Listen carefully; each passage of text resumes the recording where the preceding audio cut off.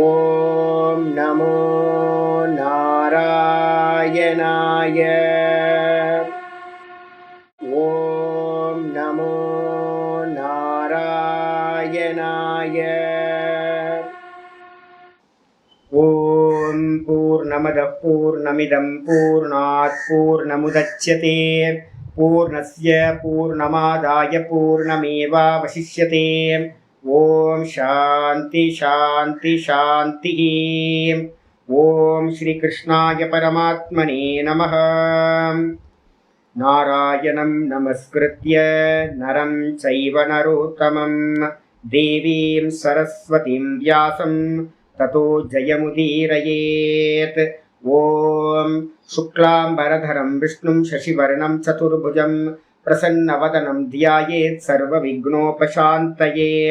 வியாசம் வசிஷ்டநப்தாரம் சக்தே பௌத்திரமகல்மஷம் பராசராத்மஜம் வந்தே சுகதாதம் தபோநிதிம். व्यासाय विष्णुरूपाय व्यासरूपाय विष्णवे नमो वै ब्रह्मनिधये वासिष्ठाय नमो नमः. अविकाराय शुद्धाय नित्याय परमात्मने सदैकरूपरूपाय विष्णवे सर्वजिष्णवे. यस्य स्मरणमात्रेण जन्मसंसारबन्धनात् विमुच्यते नमस्तस्मै विष्णवे प्रभविष्णवे. ॐ नमो विष्णवे प्रभविष्णवे. ॐ नारायणं महाज्ञेयं विश्वात्मानं परायणं नारायणपरो ज्योतिरात्मा नारायणपरः. नारायणपरं ब्रह्मतत्त्वन्नारायणपरः. नारायणपरो ध्याता ध्यानं नारायणपरः. यच्च किञ्चित् जगत्सर्वं दृश्यते श्रूयतेऽपि वा अन्तर्बहिश्च तत्सर्वं व्याप्य नारायणस्थितः. ऋतगुं सत्यं परं ब्रह्म पुरुषं कृष्णपिङ्गलम् ऊर्ध्वरेतं विरूपाक्षं विश्वरूपाय वै नमः. ॐ नारायणाय विद्महे वासुदेवाय धीमहि तन्नो विष्णु प्रचोदयात्.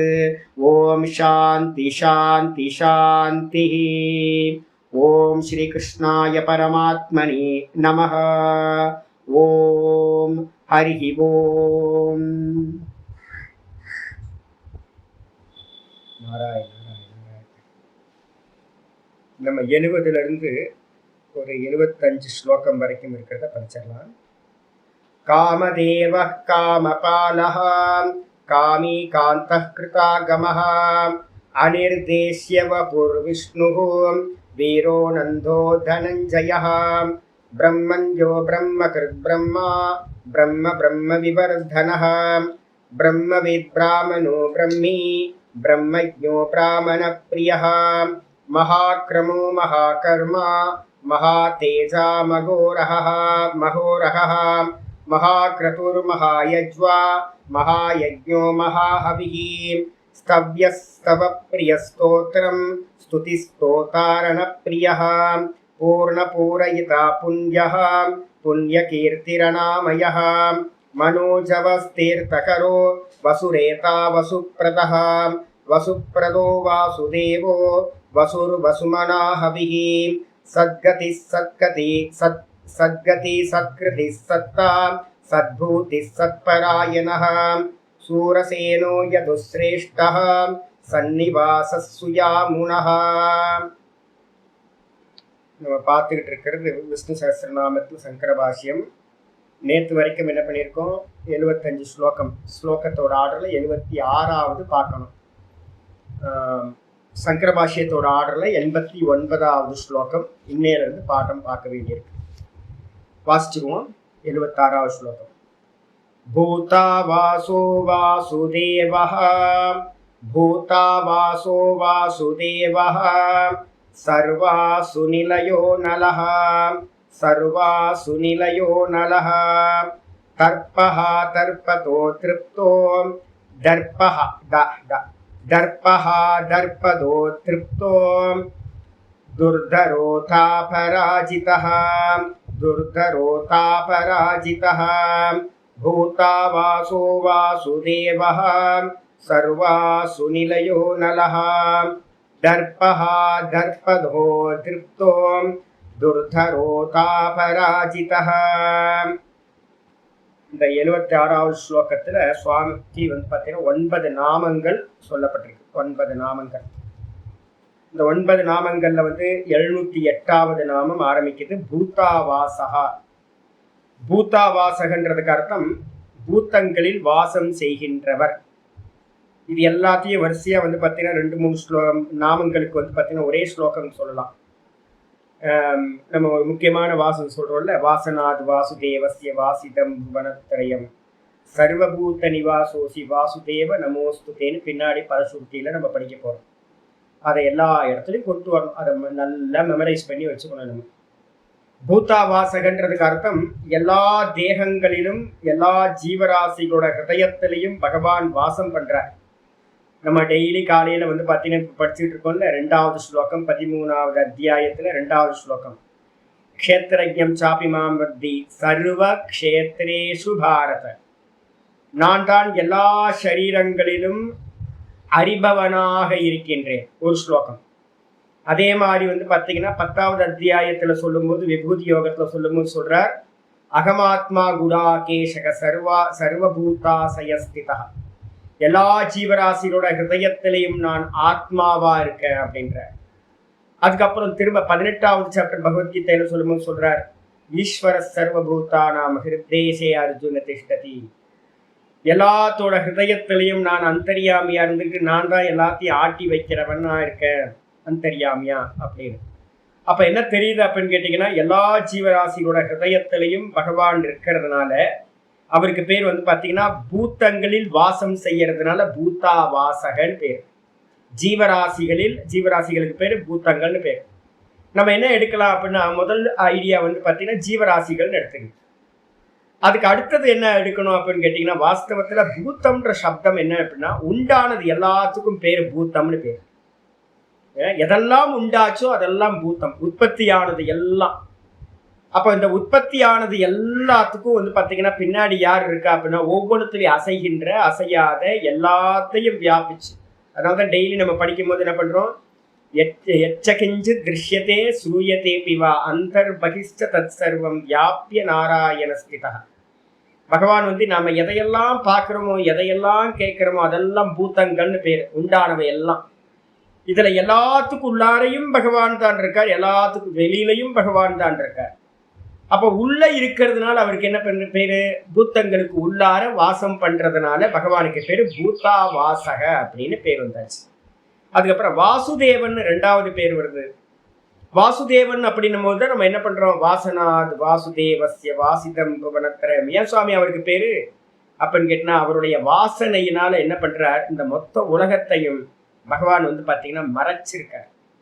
பகவான் வந்து பார்த்தீங்கன்னா எனக்கு உள்ளாரையே இருக்கார், ஆனா தெரிய மாட்டேன்றார்.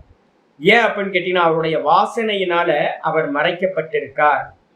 அதனால அவருக்கு என்ன பேர் அப்படின்னா, தன்னுடைய மாயையினால இந்த உலகத்தை எல்லாம் மறைக்கிற காரணத்தினால பகவானுக்கு பேர் வாசுதேவக அப்படின்னு பேர். மீனிங் பார்ப்போம். அதுக்கப்புறம் ஆச்சாரிய சொல்றாரு, சர்வாசு நிலையகா அப்படின்னு பேர். சர்வ அசு சர்வாசு அதை பிரிக்கும் போது வந்து பார்த்தீங்கன்னா, சர்வ சப்தத்தை வந்து சப்தமி அந்தம் ஏக்க விச்சனத்துல பண்ணக்கூடாது. என்ன பண்ணும், பகுவச்சனத்துல சப்தமி பகுவச்சனத்துல சர்வாசுன்னு இருக்கு, அதை அது மாதிரி பண்ணாம சர்வ அசு அப்படின்னு பிரிக்கணும். சர்வ அசு அப்படின்னு பிரிச்சிங்கன்னா, அசு சப்தம் வந்து பார்த்தீங்கன்னா இந்திரியங்களுக்கு பரியாயவாச்சு. அசு அசு இந்திரிய, இசுசு அசுசு அப்படின்னா இந்திரியங்களில் அப்படின்னு அர்த்தம்.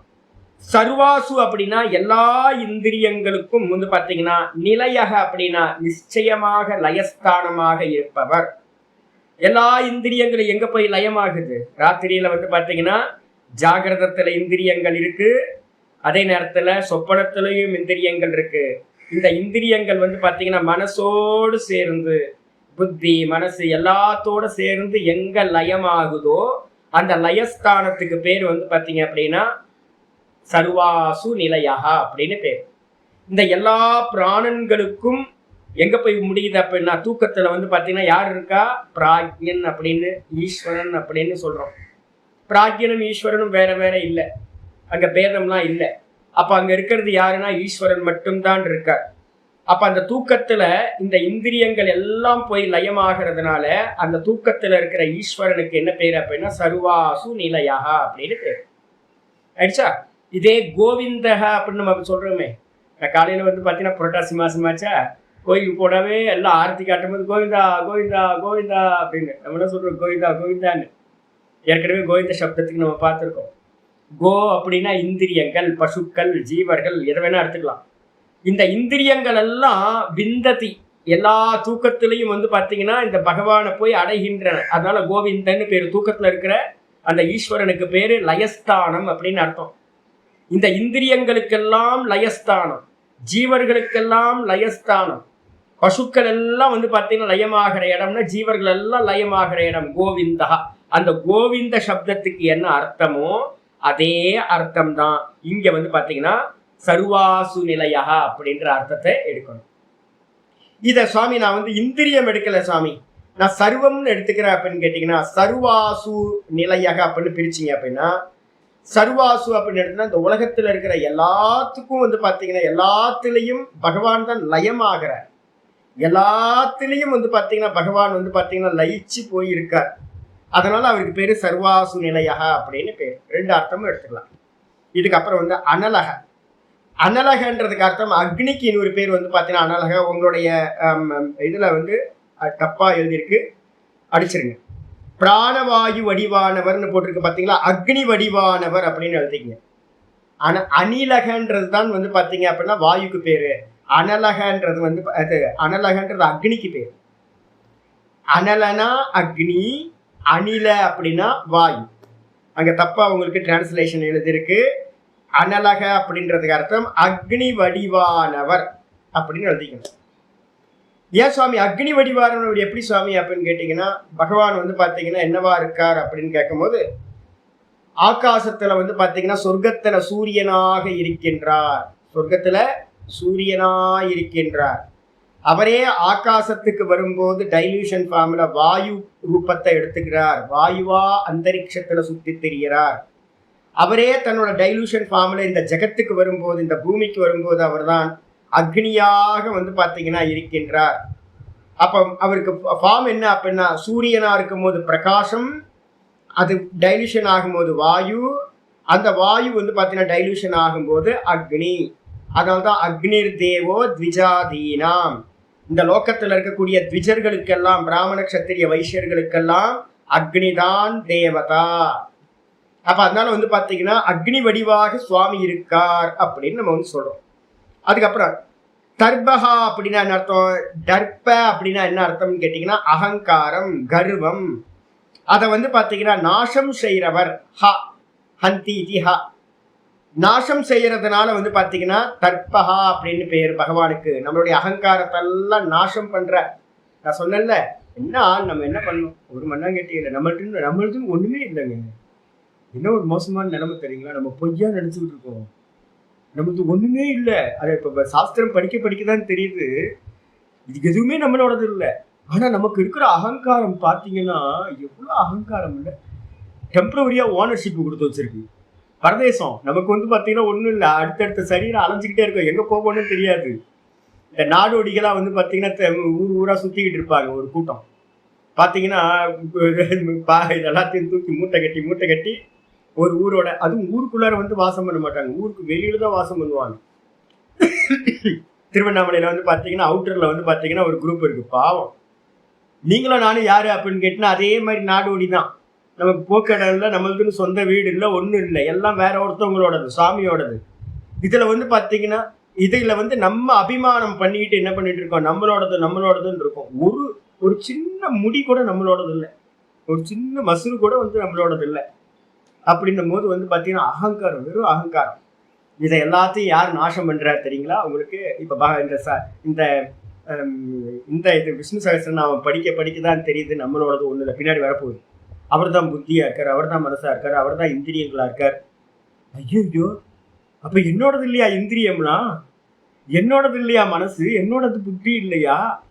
பிராணனும் அவரோடது, இந்த கான்சியஸ்னஸும் அவரோடது. அப்ப யாருதான் அப்ப நம்மன்றது என்ன அப்படின்னா வெறும் அபிமானம். நம்மள்ட்ட இருக்கிற ஒரே ஒரு பிளஸ் பாயிண்ட் என்னன்னா, நம்மள்ட்ட இருக்கிற அகங்காரம், அபிமானம் மட்டும்தான் நம்மளோட. அப்ப சாஸ்திரம் படிக்க பகவான் என்ன பண்றாரு அப்படின்னா குரு ரூபத்துல வந்து குரு ரூபத்துல யாரு பகவான் தான் வர. அவரோட மூச்சு காத்தா இருக்கிற சாஸ்திரத்தை வந்து போதம் பண்ற, புரிய வைக்கிற. உனதுன்னு ஒண்ணு இல்லப்பா, நீயே இல்லப்பா அப்படின்ட்டு. என்னது நீயே இல்லை அப்படின்ட்டு நம்மளுடைய அகங்காரத்தை எல்லாத்தையும் நம்ம மமக்காரத்தையும் எடுத்துக்கிட்டு அகங்காரத்தையும் எடுத்துக்கிட்டு போச்சு. நம்ம யாரும் ஒன்றும் இல்லை, இதான் இருக்கிறது. யார் இருக்கா? பகவான் மட்டும்தான் இருக்கார் அப்படின்னு புரிய வைக்கிறார் பார்த்தீங்களா. அதனால அவருக்கு பேரு தர்பகா அப்படின்னு பேரு. அதுக்கப்புறம் தர்பதகா. ஆனா எடுத்தோன்னே வந்து பார்த்தீங்கன்னா அகங்காரம் நாசமாகுமா? எடுத்தோன்னே அகங்காரத்தை நாசம் பண்ண முடியாது. அப்போ முதல்ல தர்மி ஆகணும், அதுக்கப்புறம் பக்தன் ஆகணும், அதுக்கப்புறம் சிரவணார்த்தி ஆகணும், மனநார்த்தி ஆகணும், அதுக்கப்புறம் நிதித்தியாசனம் பண்ற முனிவன் ஆகணும். அப்ப இத்தனை ஸ்டேஜ் போக வேண்டியிருக்கு. அதனால வந்து பாத்தீங்கன்னா தர்பதக அப்படின்னா என்ன அர்த்தம் கேட்டீங்கன்னா, யாரெல்லாம் ஒவ்வொரு ரோல் எடுத்துக்கிட்டு இந்த தர்மத்துல இருக்காங்களோ அவங்களுக்குலாம் அகங்காரத்தை கொடுக்குறாராம். அகங்காரம்னா என்ன அர்த்தம்? அப்படின்னா நான் தர்மி, நான் தர்மம் பண்றவன் ஒரு அகங்காரம் ஒருத்தருக்கு இருந்தாதான் தர்மத்தை பண்ண முடியும். தர்மிகள்கிட்ட எல்லாம் வந்து பாத்தீங்கன்னா ஒரு அகங்காரம் பேசிக்கா, என்னதான் தர்மியா இருந்தாலும் அவங்கள்ட்ட நான் தர்மி அப்படின்னு பேசிக்கலா வெளில பெரிய சொல்ல வேணாம். வெளியில தம்பட்டம் போட்டீங்கன்னா என்ன ஆயிடும்? அதுக்கு தான் இன்னைக்கு பார்த்தோம், அமானித்துவம் அதம்பித்துவம்னு தம்பம்னு ஒன்று சொல்லியிருக்கோம். அது தர்மிகள்கிட்டலாம் நிறைய பேர்ட்ட தம்பம் இல்லாமே தர்மம் பண்ணிட்டு இருப்பாங்க. ஆனா உள்ளுக்குள்ளார என்ன இருக்கும் தெரியுங்களா? நான் தர்மியாக்கும் அப்படின்னு ஒரு எண்ணம் இருக்கும். எல்லா வேல்யூஸ்க்கு பின்னாடியும் அந்த வேல்யூஸ் மேல நமக்கு என்ன இருக்குன்னா ஒரு அபிமானம் இருக்கு. நம்ம எல்லாத்துக்குமே இருக்கு. நான் ரொம்ப ஸ்ட்ரெயிட் ஃபார்வர்டு அப்படின்னு வந்து பாத்தீங்க அப்படின்னா ஒருத்தருக்கு அபிமானம் இருக்கும். நான் விரக்தன் அப்படின்னு வந்து பாத்தீங்கன்னா ஒரு அபிமானம் இருக்கும். இது மாதிரி நான் தர்மி அப்படின்னு அபிமானம். அந்த தர்மியில இருந்து மெதுவா நான் பக்தன் அப்படின்னு ஒரு அபிமானம். அதுக்கப்புறம் நான் சிரவணம் பண்றேன், நான் சாஸ்திரம் சிரவணம் பண்றேன். இப்ப நம்ம பண்ணிட்டு இருக்கோம், எல்லாத்துக்குள்ளார என்னது இருக்கும்? நீங்க வெளியில சொல்றீங்களோ இல்லையோ, உங்களுக்குள்ளார என்ன இருக்கும்? நான் சிரவணம் பண்றேன், வேதாந்தம் விஷ்ணு சஹஸ்ரநாமம் சிரவணம் பண்ணிட்டு இருக்கேன், வேதாந்தம் கேட்டுக்கிட்டு இருக்கேன்னு ஒரு. அது இல்லைன்னா என்ன ஆகும்னு கேட்டீங்கன்னா வரவே மாட்டீங்க கிளாஸுக்கு. அப்ப நம்ம கிளாஸுக்கு வரணும்னாலும் அந்த காரியத்தை தொடர்ந்து பண்றதுக்கு பின்னாடி ஒரு அகங்காரம், ஒரு அபிமானம் இருக்கு. இதே மாதிரி ஒவ்வொரு நிலையிலையும் வந்து பாத்தீங்கன்னா இருக்கு. நான் விரக்தன் அப்படின்னு மெதுவா மெதுவா மெதுவா போய் நான் நிதித்தியாசனம் பண்றவன்.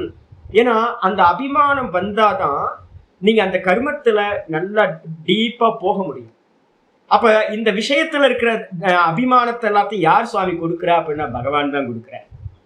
அப்ப வந்து பாத்தீங்கன்னா முதல்ல தர்பஹா ஹந்தி இதிஹா போட்டோம்.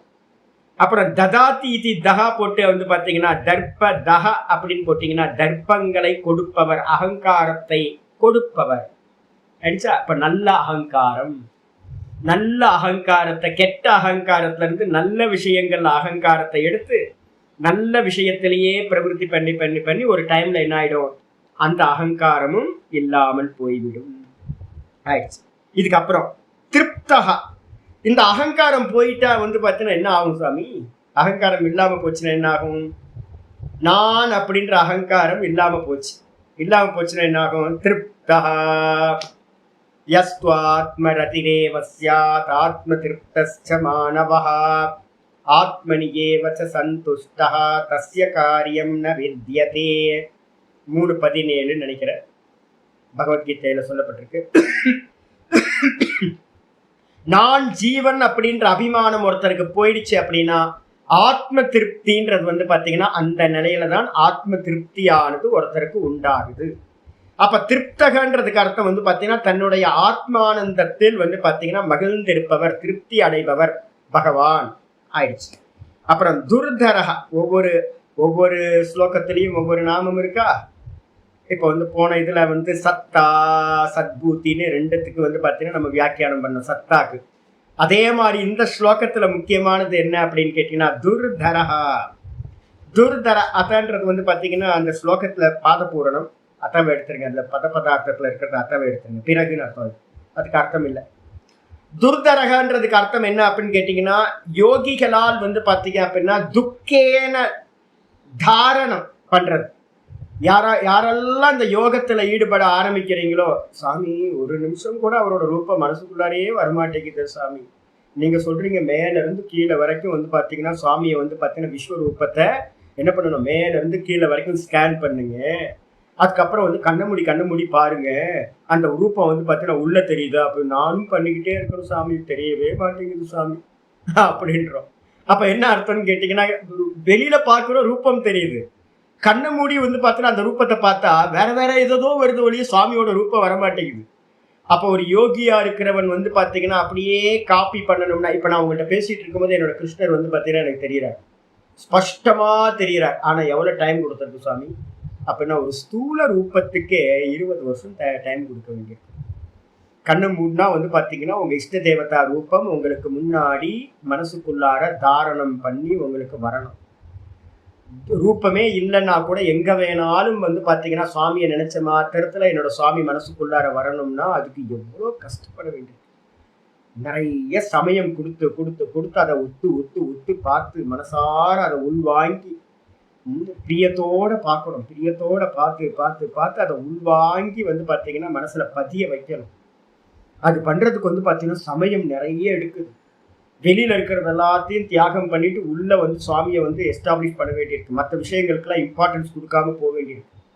கண்ட குப்பையெல்லாம் உள்ள வச்சிருந்தா வந்து பார்த்தீங்கன்னா பகவான் உள்ள வந்து பார்த்தீங்கன்னா ஆவிர்பாவம் ஆக மாட்டார். அப்ப பகவான் ஆவிர்பாவம் ஆகணும் அப்படின்னா உள்ள இருக்கிற குப்பைகள் எல்லாத்தையும் தூக்கி போட்டாதான் அவருக்கு ஸ்பேஸ் அங்க ஃப்ரீயா இருக்கும். கர்ப்ப கிரகம் மாதிரி எவ்வளவு சுத்தமா இருக்கோ அந்த அளவுக்கு சுவாமி வந்து ஈஸியா வந்துருவார். ரொம்ப கஷ்டப்பட வேண்டியிருக்கு. சாமியை தாரணம் பண்றதெல்லாம் வந்து பாத்தீங்கன்னா ரொம்ப கஷ்டம். அதுக்காக தான் கீதால என்ன பண்ணிருக்கு அப்படின்னு கேட்டீங்கன்னா 12வது சாப்டர்லாம் 8லிருந்து 11 வரைக்கும் 4 ஸ்லோகங்கள் சொல்லிருக்கு. மையேவ மன ஆதத்வ மயி புத்திம் நிவேஷய அப்படின்னு வந்து பாத்தீங்கன்னா என்னிடத்திலேயே சமாதி பண்ணு, என்னிடத்திலேயே உன்னுடைய புத்தியையும் மனதையும் வந்து பாத்தீங்கன்னா கொடுத்து என்னையே என்னிடத்திலேயே சமாதி பண்ணு. ரொம்ப முடியாது சாமி, அது முடியலன்னா ஒன்றும் பெரிய பிரச்சனை இல்லை. என்ன பண்ண அப்படின்னா அபியாச யோகத்தை பண்ணு. எனக்கு அதுவும் முடியாது சுவாமி, மத்கர்ம பரமோபவ, என் பொருட்டு கர்மங்களை பண்ணு, பகவானோட கர்மங்களை வந்து பண்ணு, நவவித பக்தியை பண்ணு. நவவித பக்தியும் எனக்கு முடியல சுவாமி அப்படின்னு கேட்டா ஒன்றும் பிரச்சனை இல்லை. எதை பண்றியோ அது எல்லாத்தோட பலனும் பகவானுக்கு அப்படின்னு சர்வ கர்ம பல தியாகத்தை பண்ணு அப்படின்னு 4 ஸ்டெப்ஸ் வந்து பார்த்தீங்கன்னா கொடுத்துருக்காரு.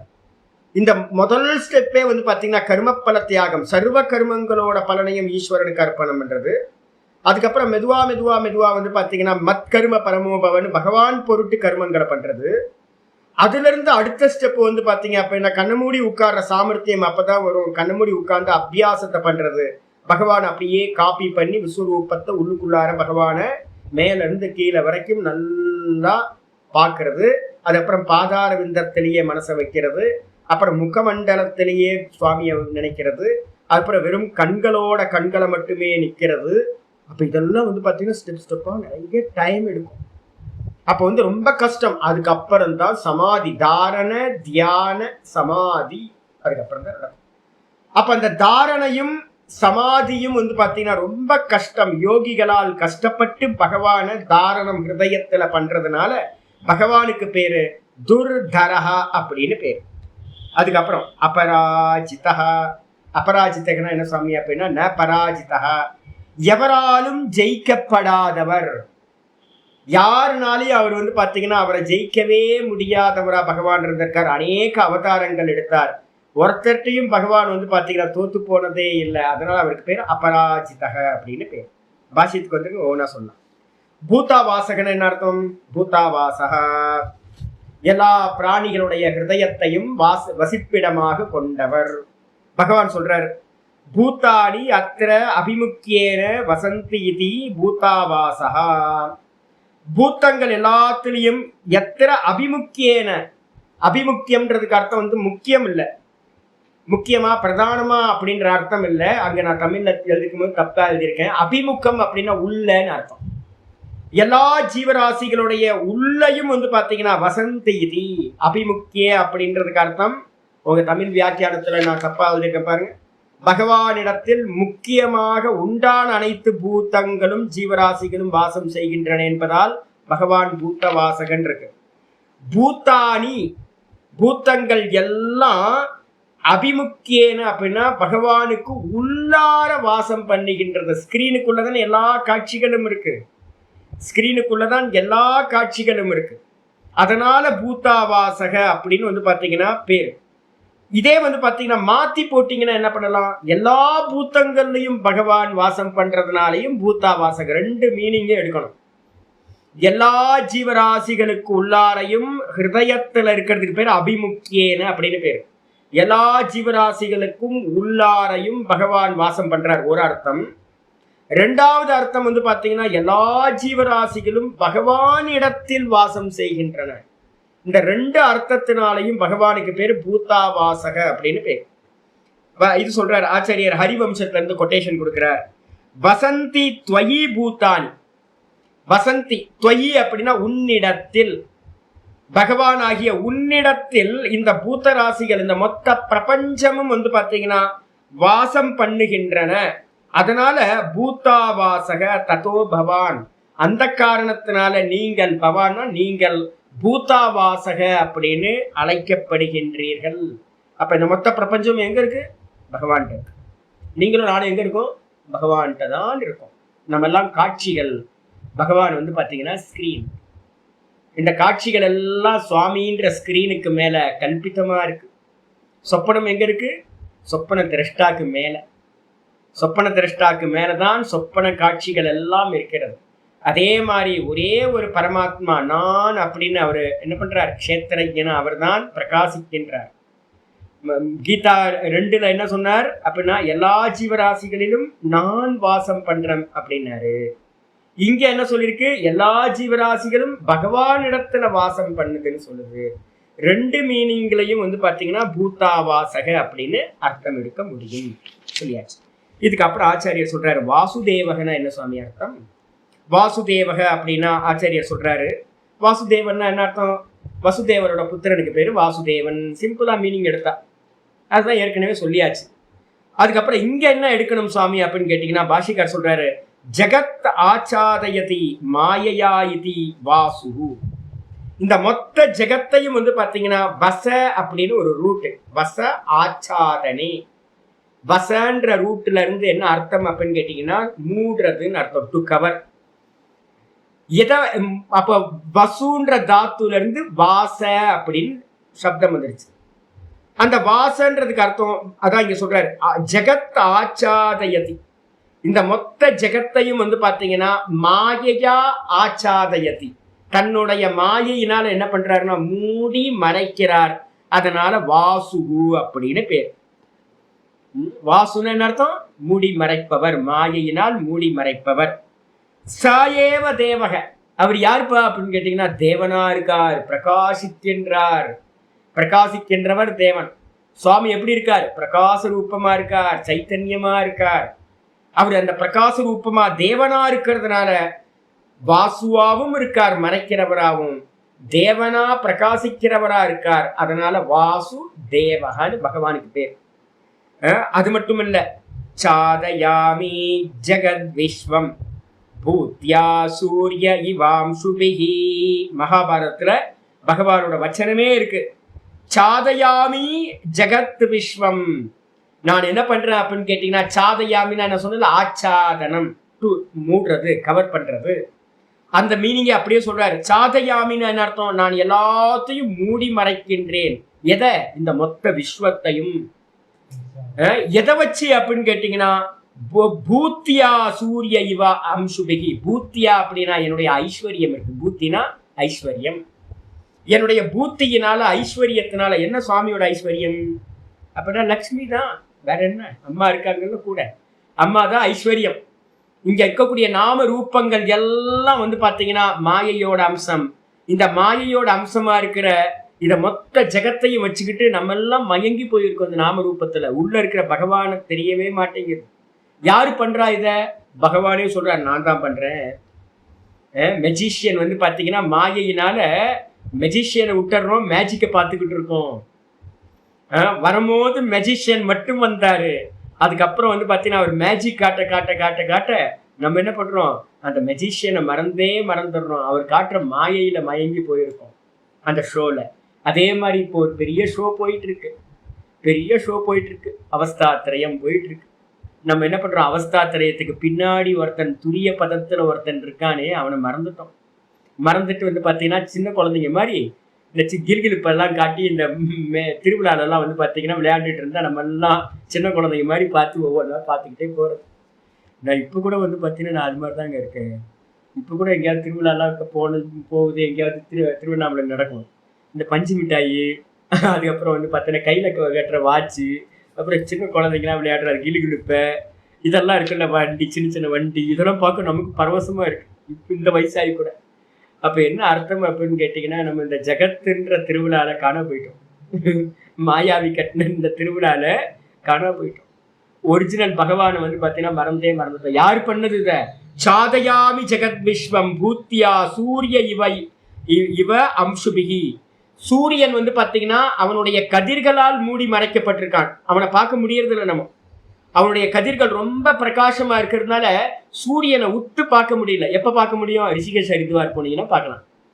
ரிஷிகேஷ் ஹரித்வார்ல ஒரு 12 மணி சூரியனை வந்து பார்த்தீங்கன்னா நிலா மாதிரி பார்க்கலாம். ஏன் அப்படின்னா அந்த இது வந்து மிஸ்ட் வந்து நல்லா ஃபார்ம் ஆகிருக்கும். பார்க்கறதுக்கு ரொம்ப சூப்பராக நிலா மாதிரி ஒரு தட்டு வந்து பார்த்தீங்கன்னா மேலே போட்ட மாதிரி சில்வர் தட்டு மாதிரி தெரியும். ஆனால் இங்கே நம்ம ஊரில் பார்க்க முடியுமா அப்படின்னா 2 நிமிஷம் கூட வந்து பார்த்தீங்கன்னா சூரியனை நம்மளால பார்க்க முடியல. ஏன்? அவனுடைய கதிர்களால் சூரியன் மறைக்கப்பட்டிருக்கான்.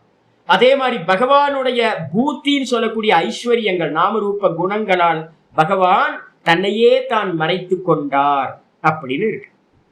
இது எங்க சுவாமி இருக்கு அப்படின்னு கேட்டீங்கன்னா 7:13, 7:25 2 கொட்டேஷன் இருக்கு. நிறைய இருக்கு, இருந்தாலும் 2 மட்டும் எழுதிங்க. திரிபிர் குணமயைர் பாவை ஏ விசர்வமிதம் ஜகத் மோகிதம் நாபிஜானாதி மாமேப்ய பரமவ்யயம். அற்புதமான ஸ்லோகம். ஏபிர் குணமயைர் பாவை, இந்த முக்குண வடிவமா இருக்கக்கூடிய மாயையினால் இந்த ஜெகத்து முழுவதும் சர்வமிதம் ஜெகத்து ஏபிகி சர்வமிதம் ஜெகத், இந்த 3 குணங்களாலான மாயையினால் இந்த மொத்த ஜெகத்தும் வந்து பார்த்தீங்கன்னா மோகிதம், மோகத்தை அடைஞ்சிருக்கு. இதெல்லாம் சத்தியம், இந்த தேகம் சத்தியம், இந்த ஜெகத் சத்தியம் அப்படின்னு மோகத்துல இருக்கும். இதெல்லாம் சத்வரஜஸ்தமோ குணத்தோட வைபவம். இது மாயையோட வைபவம். இது தெரியாம இந்த விபூதியில வந்து பார்த்தீங்கன்னா மயங்கி போய் கிடக்கிறோம். நாபிஜானாதி மாமேபிய பரமவ்யயம், என்னுடைய பரம அவ்யய ரூபமான மேலான பாவத்தை, சுத்த சைத்தன்ய ரூபத்தை வந்து இந்த லோகத்தில் இருக்கிற யாரும் அறிவதில்லை, இந்த உலகம் அறிவதே இல்லை அப்படின்னு வந்து பார்த்தீங்கன்னா 13ல வந்து பார்த்தீங்கன்னா 7:13 சொல்றார். அதே வந்து பார்த்தீங்கன்னா இன்னொரு வார்த்தை இருக்கு. என்னன்னு கேட்டீங்கன்னா தெய்வீ ஹேஷா குணமயி மம மாயா துரத்தியா. இந்த மாயையை கடந்து போக முடியுமா சாமி அப்படின்னு கேட்டீங்கன்னா ரொம்ப கஷ்டம் சாமி. என்னுடைய மாயையை கடந்து போகுதல் ரொம்ப கஷ்டம். 14வது ஸ்லோகம் 7:14 சொல்றேன். அப்ப என்ன பண்ணணும் சாமி அப்படின்னு கேட்டீங்கன்னா, இந்த மாயாஜாலமா இருக்கிற இந்த லோகத்து பக்கம் ஃபோக்கஸ் பண்ணாம என்ன பண்ணணும்? யாரு வந்து பார்த்தீங்கன்னா மாமேவ ஏ பிரபத்யந்தே மாயாமேதாம் தரந்திகே, எவர்கள் என்னையே வந்து பார்த்தீங்கன்னா சரணாகதி பண்றாங்களோ, மாயையை சரணாகதி பண்ணனானா அவ்வளவுதான், சுத்திக்கிட்டே இருக்க வேண்டியதான். லட்சக்கணக்கான பிறவி, கோடிக்கணக்கான பிறவி எடுத்துக்கிட்டு. அப்ப இந்த மாயையை விட்டுறணும். இந்த நாமரூப குணங்களோட இருக்கிற இந்த ஜெகத்தை வந்து பார்த்தீங்கன்னா அவுட் ஆஃப் ஃபோக்கஸ் பண்ணிட்டு வெறும் தான் தான் தான் தான் தான் பகவான் உள்ளுக்குள்ளார க்ஷேத்திரஜனா இருக்கார் சொல்லியிருக்காருல்ல 13:2 வந்து இப்ப என்ன பார்த்துட்டு இருக்கோம். நான் எல்லா தேகங்களிலும் ஆத்மாவா இருக்கேன், நான் எல்லா தேகங்களிலும் பார்ப்பவனாக நான் தான் இருக்கின்றேன். க்ஷேத்திரஜம் சாப்பி மாம் வித்தி சொல்லிருக்கார். என்னை நீ அறிபவனாக அறிந்து கொள் எல்லா சரீரத்திலும். அப்ப பகவான் அறியணும். எப்படி அறியணும்? அறிபவனாக அறிந்து கொள்ள வேண்டும். அப்ப சரணாகதி பண்றதுன்னா யாரு சரணாகதி பண்ணணும்? உள்ள பார்க்கிறவனா இருக்கிறவன சரணாகதி பண்ணணும். யாரு பார்க்கிறா? உள்ள திரும்பணும், வெளியில பார்க்க கூடாது. பார்க்கிறவன் யாரு, பார்க்கிறவன் யாரு, பார்க்கிறவன் யாரு, உள்ள இருந்து யார் பார்க்கிறா, உள்ள இருந்து யார் பார்க்கிறான்னு இந்த மனசை வந்து அந்தர்முகமா ஆக்கணும். அப்படின்னா அதுக்கு பேர் தான் சரணாகதின்னு பேர். அந்த சரணாகதி பண்றவங்களுக்கு வந்து பாத்தீங்கன்னா நான் என்ன பண்றேன்? மாயாமேதாம் தரந்திகே, அவர்கள் இந்த மாயையை கடந்து செல்கிறார்கள் அப்படின்னு சொன்னதுக்கு பிறகு 25ல வந்து பாத்தீங்கன்னா அப்படின்னா ஒரு ஸ்லோகம் இருக்கு.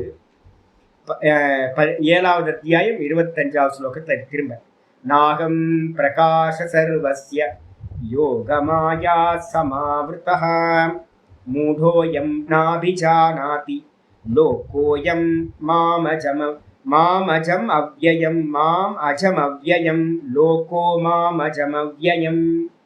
என்ன சொல்றாரு? நாகம் பிரகாஷ சர்வசிய, நான் யாருக்கும் வெளிப்பட்டவன் இல்லை, வெக்தமானவன் இல்லை, யாருக்கும் தெரிய மாட்டேன் நான். ஏன் அப்படின்னு கேட்டீங்கன்னா என்னன்னு கேட்டீங்கன்னா நாகம் பிரகாச சர்வசிய யோகமாயா சமாவிருத்தக, எல்லாத்தையும் கண்ணையும் நான் என்ன பண்ணியிருக்கேன், யோக மாயையினால என்னுடைய யோக மாயையை வச்சுக்கிட்டு எல்லாத்தோட கண்ணையும் மறைச்சிட்டேன். கண்கட்டி வித்தை, மகா கண்கட்டு வித்தைக்காரன் யாரு அப்படின்னு கேட்டீங்கன்னா மெஜிஷியன் பகவான் தான். கண்கட்டு வித்தைன்னு ஒன்று நடக்கும். எல்லையால் ஊருக்கு வெளியில போய் பார்த்தீங்க அப்படின்னா அப்பப்போ டும் டும் டும் டும் டும்னு ரோட்டுக்கு நடுவில் ஒரு கூட்டம் கூடி நிற்கும். அங்கே ஒருத்த மட்டும் என்ன பண்ணுவான், பாருங்க பாருங்க பாருங்கன்னு எதையாவது கண்கட்டி வித்தை பண்ணுவான்ல, அதே மாதிரி கிருஷ்ணனும் வந்து பார்த்தீங்க அப்படின்னா கண்கட்டி வித்தைக்காரன். என்ன பண்ணுறான், நம்மளுடைய கண்ணெல்லாம் கட்டி நம்மளை வந்து ஒரு மயக்கத்தில் ஆழ்த்தி வச்சுக்கிட்டு இருக்க, அவன் பாட்டுக்கு ஆனந்தமாக இருந்துட்டு இருக்கான். எல்லாத்தையும் மோகத்தை அடைய வச்சிருக்கான். மூடோயம் நாபிஜானாதி, இந்த அயம் மூடக, இந்த லோக்கம் இருக்கே முட்டாள் மூர்க்கனோட லோக்கம், இதெல்லாம் நம்ம எல்லாம் தான், நம்மளதான் ரொம்ப பெருமைப்படுத்தி சொல்றாரு கீதால.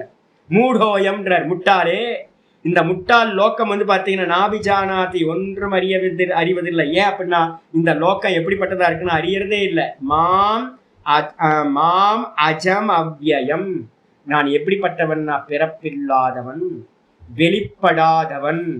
அப்ப நாமரூப குணங்களாக பகவான் வெளிப்பட்டவர் அல்ல. இந்த கிருஷ்ணர் கிருஷ்ணர் சொல்றதோ ராமர் ராமர் சொல்றதோ அவர் வாஸ்தவம் இல்லை. அவர் மாயாஜாலத்தினால உண்டு பண்ண யோக சரீரங்கள், அதெல்லாம் மாயா சரீரங்கள். நம்ம அதுதான் உண்மைன்னு நினைச்சு நம்பிக்கிட்டு இருக்கோம். பகவானுக்கு வேற ஒரு ரூபம் இருக்கு, அவ்யக்தம் அஜம், பிறப்பில்லாத அவ்யக்த ரூபம் அப்படின்னு தெரிஞ்சுக்கணும். அது மட்டும் இல்ல, 24:7-24 சொல்ற, அவ்யக்தம் வியக்திமாபன்னம் மன்யந்தே மாம புத்தயஹ. நம்மளை பெருமையா சொல்லும் போதெல்லாம் அந்த ஸ்லோகம் படிக்கணும். நம்ம பகவான் வந்து தன்னோட வாயால நம்மளை வந்து பார்த்தீங்கன்னா மனங்குளிர வந்து பார்த்தீங்கன்னா திட்டுவார், முட்டாள் மூர்க்க அப்படின்னு. இந்த ஸ்லோகத்திலேயே வந்து பார்த்தீங்கன்னா என்ன பண்றாரு அப்படின்னா, அவ்யக்தம் வியக்திமாபன்னம். கிருஷ்ணர் பிறந்தாருன்னு கிருஷ்ணாஷ்டமி கொண்டாடுறீங்கல்ல, ராமர் பிறந்தாருன்னா ராமநவமி கொண்டாடுறீங்கல்ல. அப்ப என்ன நினைச்சிட்டு இருக்கேன், என்னோட சொரூபம் அவ்யக்தம், வெளிப்படாத சொரூபம். ஆனா என்ன பண்றாங்க, வியக்திமாபன்னம் மன்யந்தே, நான் வந்து பாத்தீங்கன்னா பிறந்தேன் அப்படின்னு நினைக்கிறாங்க. நரசிம்ம ஜெயந்தி, அப்புறம் ராம ஜெயந்தி, கிருஷ்ண ஜெயந்தி எல்லாத்தையும் கொண்டாடிட்டு இருக்கோம். நம்ம பகவான் வந்து பாத்தீங்கன்னா வெளிப்பட்டார் அப்படின்னு ஒருத்தங்க நினைக்கிறாங்க. பாத்தீங்களா, யாரு நினைக்கிறா, மன்யந்தே மாம் அபுத்தயக, புத்தி இல்லாதவ. இதை கேட்கும் போது நமக்கு சந்தோஷமா இருக்கு. உண்மை சொல்றாருல்ல, நமக்கெல்லாம் புத்தியே இல்லை. அந்த நிர்குண நிராகாரத்தை பகவானை புரிஞ்சுக்கிற அளவுக்கு நமக்கு வந்து இன்னும் பக்குவம் இல்லை. பகவான் நல்லா திட்டுறார், அசிங்கமா திட்டுறார், முட்டாள்னாரு. இப்ப வந்து பாத்தீங்கன்னா என்ன சொல்றாரு, புத்தியே இல்லைன்ட்ட, எரும மாடு அப்படின்ட்டு. பரம்பாவம் அஜானந்தக, பகவானோட பரம்பாவத்தை நம்ம அறிவதில்லை. அப்ப நம்ம அறியறதெல்லாம் என்னது, அபரம்பாவம், சகுனம், மாயிக்கம், மாயினால செய்யப்பட்ட சகுன பாவத்தை மட்டும்தான் நம்ம அறியறோம். பரம்பாவம் அஜானந்தக மாம் அவ்யயம் அனுத்தமம், என்னுடைய அவ்யயமான உத்தமமான ரூபத்தை அறிவதில்லை, ஒப்பில்லாத ரூபத்தை அறிவதில்லை இந்த உலகம் அப்படின்னு சொல்லியாச்சு. போதும் இதோட. இது அப்புறம் 710வது நாமம் வந்துருங்க. அப்ப வாசுதேவன்றதுக்கு அர்த்தம் கண்கட்டி வித்தைக்காரன்னு போட்டுக்கலாம். வாசுதேவனுக்கு அர்த்தம் நம்ம கண்ணெல்லாம் கட்டி போட்டுட்டு அவன் ஜாலியா இருக்கான், மாயாஜாலத்தை காட்டிக்கிட்டு இருக்கான் அப்படின்னு அர்த்தம். அது அப்புறம் 710வது நாமம் சர்வாசு நிலையக அப்படின்னா என்ன அர்த்தம் அப்படின்னு கேட்டீங்கன்னா, சர்வாசு நிலைய அப்படின்னா சர்வ ஏவ அசவஹா. என்னன்னு கேட்டீங்கன்னா ஆசவஹா. இங்க வந்து பாத்தீங்கன்னா அசு அப்படின்னு ஒரு தாத்து இருக்கு. அசுனா என்ன அர்த்தம்னு கேட்டீங்கன்னா இந்திரியேஷு, அசு இந்திரியேஷு அப்படின்னு அர்த்தம். இங்க சொல்ற ஆச்சாரியார் சர்வயேவ அசவஹ பிராணாக ஜீவாத்மகே யஸ்மின் ஆசிரயே நிலீயந்தே ச சர்வாசு நிலைய. இந்த எல்லா இந்திரியங்கள் இருக்குல்ல, பிராணாகான்றதுக்கு அர்த்தம் இந்திரியங்கள். நான் ஏற்கனவே இன்னைக்கு காலையில கூட எங்கேயோ சொன்னேன்ல, இந்திரியங்களுக்கு இன்னொரு பேர் காமன் நேம் என்னது, பிராணாகான்னு பேர். ஏன் அப்படின்னு கேட்டீங்கன்னா, இந்திரியங்களுக்கு ஃபியூயலே என்னன்னு கேட்டீங்கன்னா பிராணன் தான். பிராணன் போகல அப்படின்னா இந்த இந்திரியங்கள் ஒர்க் அவுட் ஆகாது, தத்தமது காரியங்களை பண்ண முடியாது. அதனால இந்த இந்திரியங்களுக்கெல்லாம் காமன் நேம் வந்து பிராணாகான்னு பேர். ஆச்சாரியர் சொல்றாரு சர்வாயேவ அசவகா பிராணாகான்னு சொல்றாரு. இந்திரியங்களுக்கு இன்னொரு பேர் பிராணாகா, அசவகனா இந்திரியங்கள், இந்திரியக்கு வேற பேரு பிராணாகா. இந்த பிராணன்கள் என்ன பண்ணுது அப்படின்னா ஜீவாத்மகே யஸ்மின் ஆசிரியே நிலீயந்தே. தூக்கத்துல என்ன ஆகுது, தூக்கத்துல எங்க போய் லயமாகுது இதெல்லாம் அப்படின்னு கேட்டீங்கன்னா இது மொத்தமும் வந்து பாத்தீங்கன்னா நான் ஒன்றும் அறியவில்லை, நான் ஒன்றும் அறியவில்லை. டெய்லி அங்க சொல்றோம்ல தூக்கத்துல அந்த நான் ஒன்றும் அறியவில்லை அப்படின்னா அவன் தான் சுத்த ஜீவன் அப்படின்னு அர்த்தம்.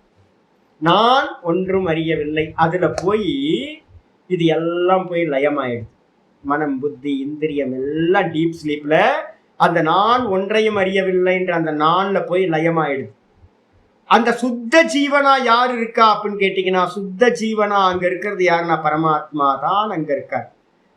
அதனால வந்து பாத்தீங்கன்னா ஆச்சாரியர் சொல்ற யஸ்மின் ஆசிரியே நிலீயந்தே, எதை லயஸ்தானமா வச்சுக்கிட்டு இவைகள் எல்லாம் அங்க போய் லயத்தை அடைகிறதோ, எதை ஆசிரியஸ்தானமா வச்சுக்கிட்டு இதெல்லாம் டெய்லி ராத்திரியில போய் லயத்தை அடைகிறதோ சர்வாசு நிலையக.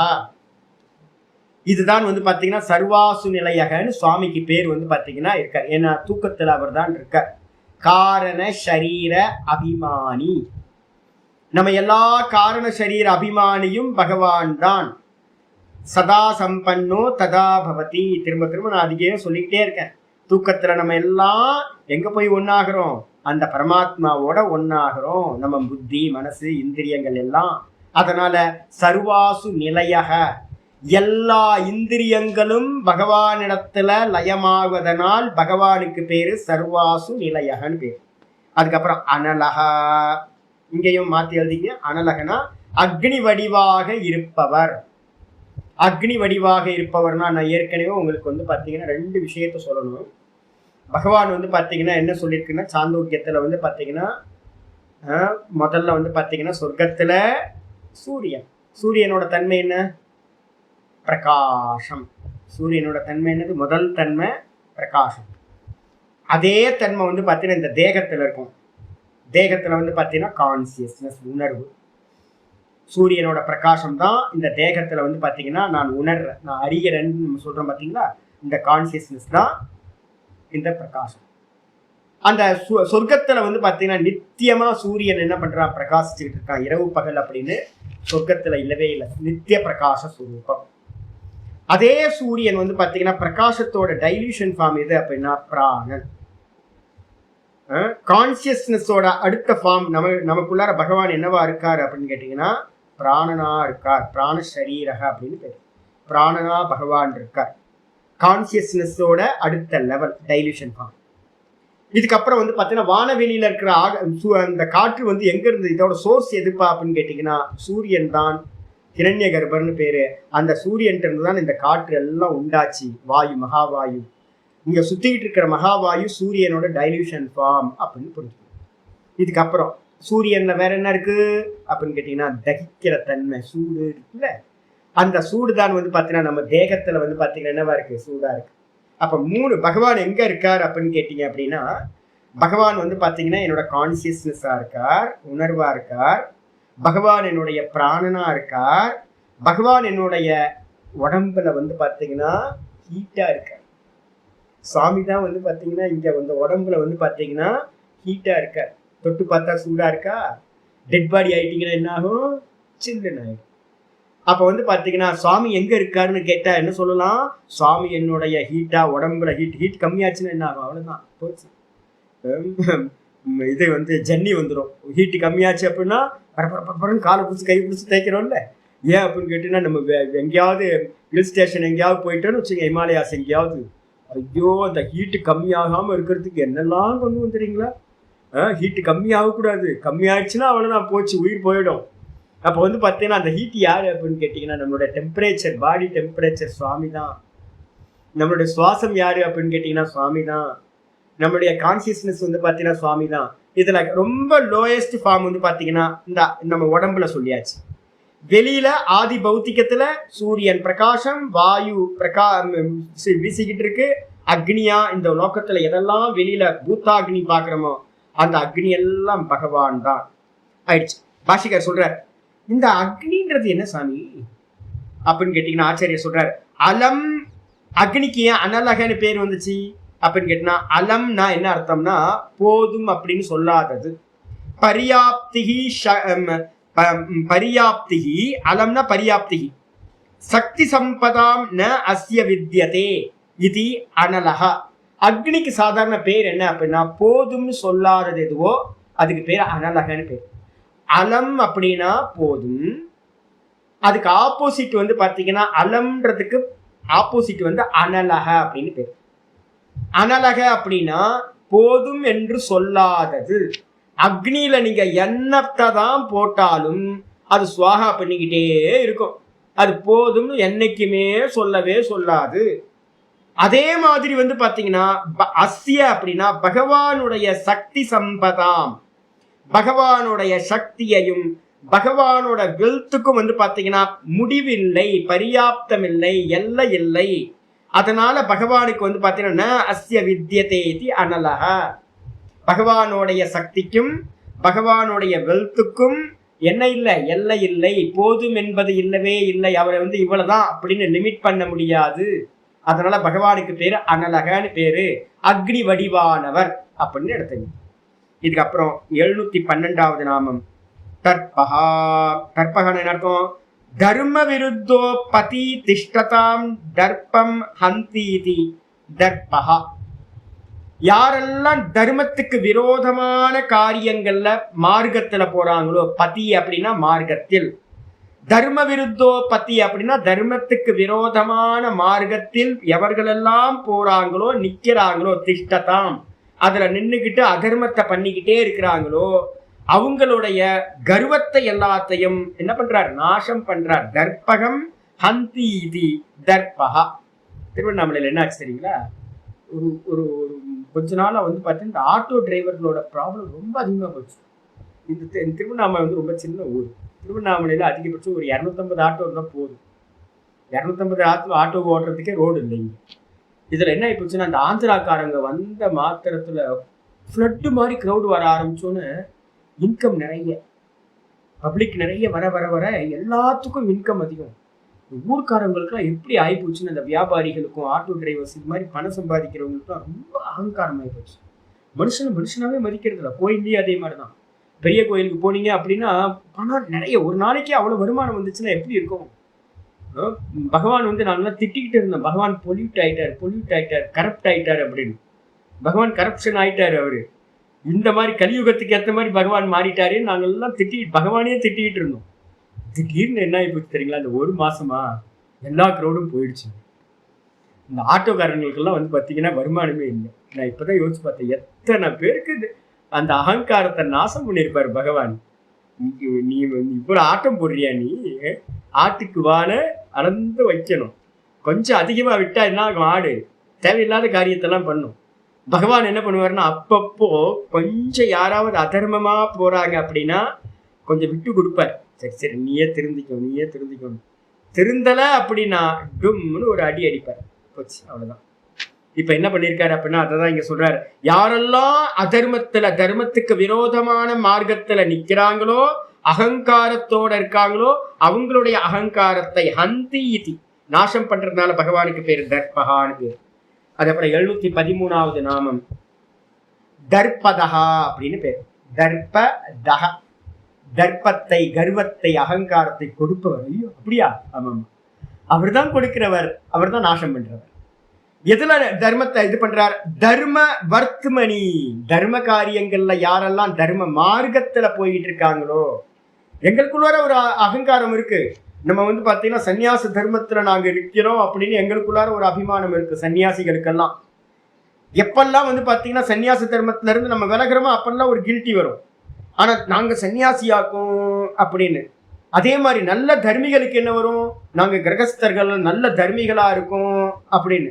அப்ப எல்லாத்துக்கும் வந்து பாத்தீங்கன்னா தர்ம வர்த்தமணி, வர்த்தமானானாம், யாரெல்லாம் தர்ம மார்க்கத்துல நிற்கிறார்களோ, அந்த தர்ம மார்க்கத்துல நிற்கிறவங்களுக்கெல்லாம் தர்ப்பம் ததாதி இதி தர்ப்பதா. அவங்களுக்கு ஒரு கர்வத்தை கொடுக்குறாரு உள்ளுக்குள்ளார. அந்த கர்வம் என்ன பண்ணும்? பெருமிதத்தை கொடுக்கும். நான் தர்மியாக்கும் அப்படின்னு இன்னும் தர்மத்தில் அதிகமாக ஈடுபடுவோம். நான் சன்னியாசி அப்படின்ற அகங்காரம் என்ன பண்ணும், நான் வேற எந்தவா மாறக்கூடாது, நான் வந்து பாத்தீங்கன்னா சம்சாரி ஆயிடக்கூடாதுன்றதுல எனக்கு என்ன இருக்கும், ஒரு இது இருக்கும்.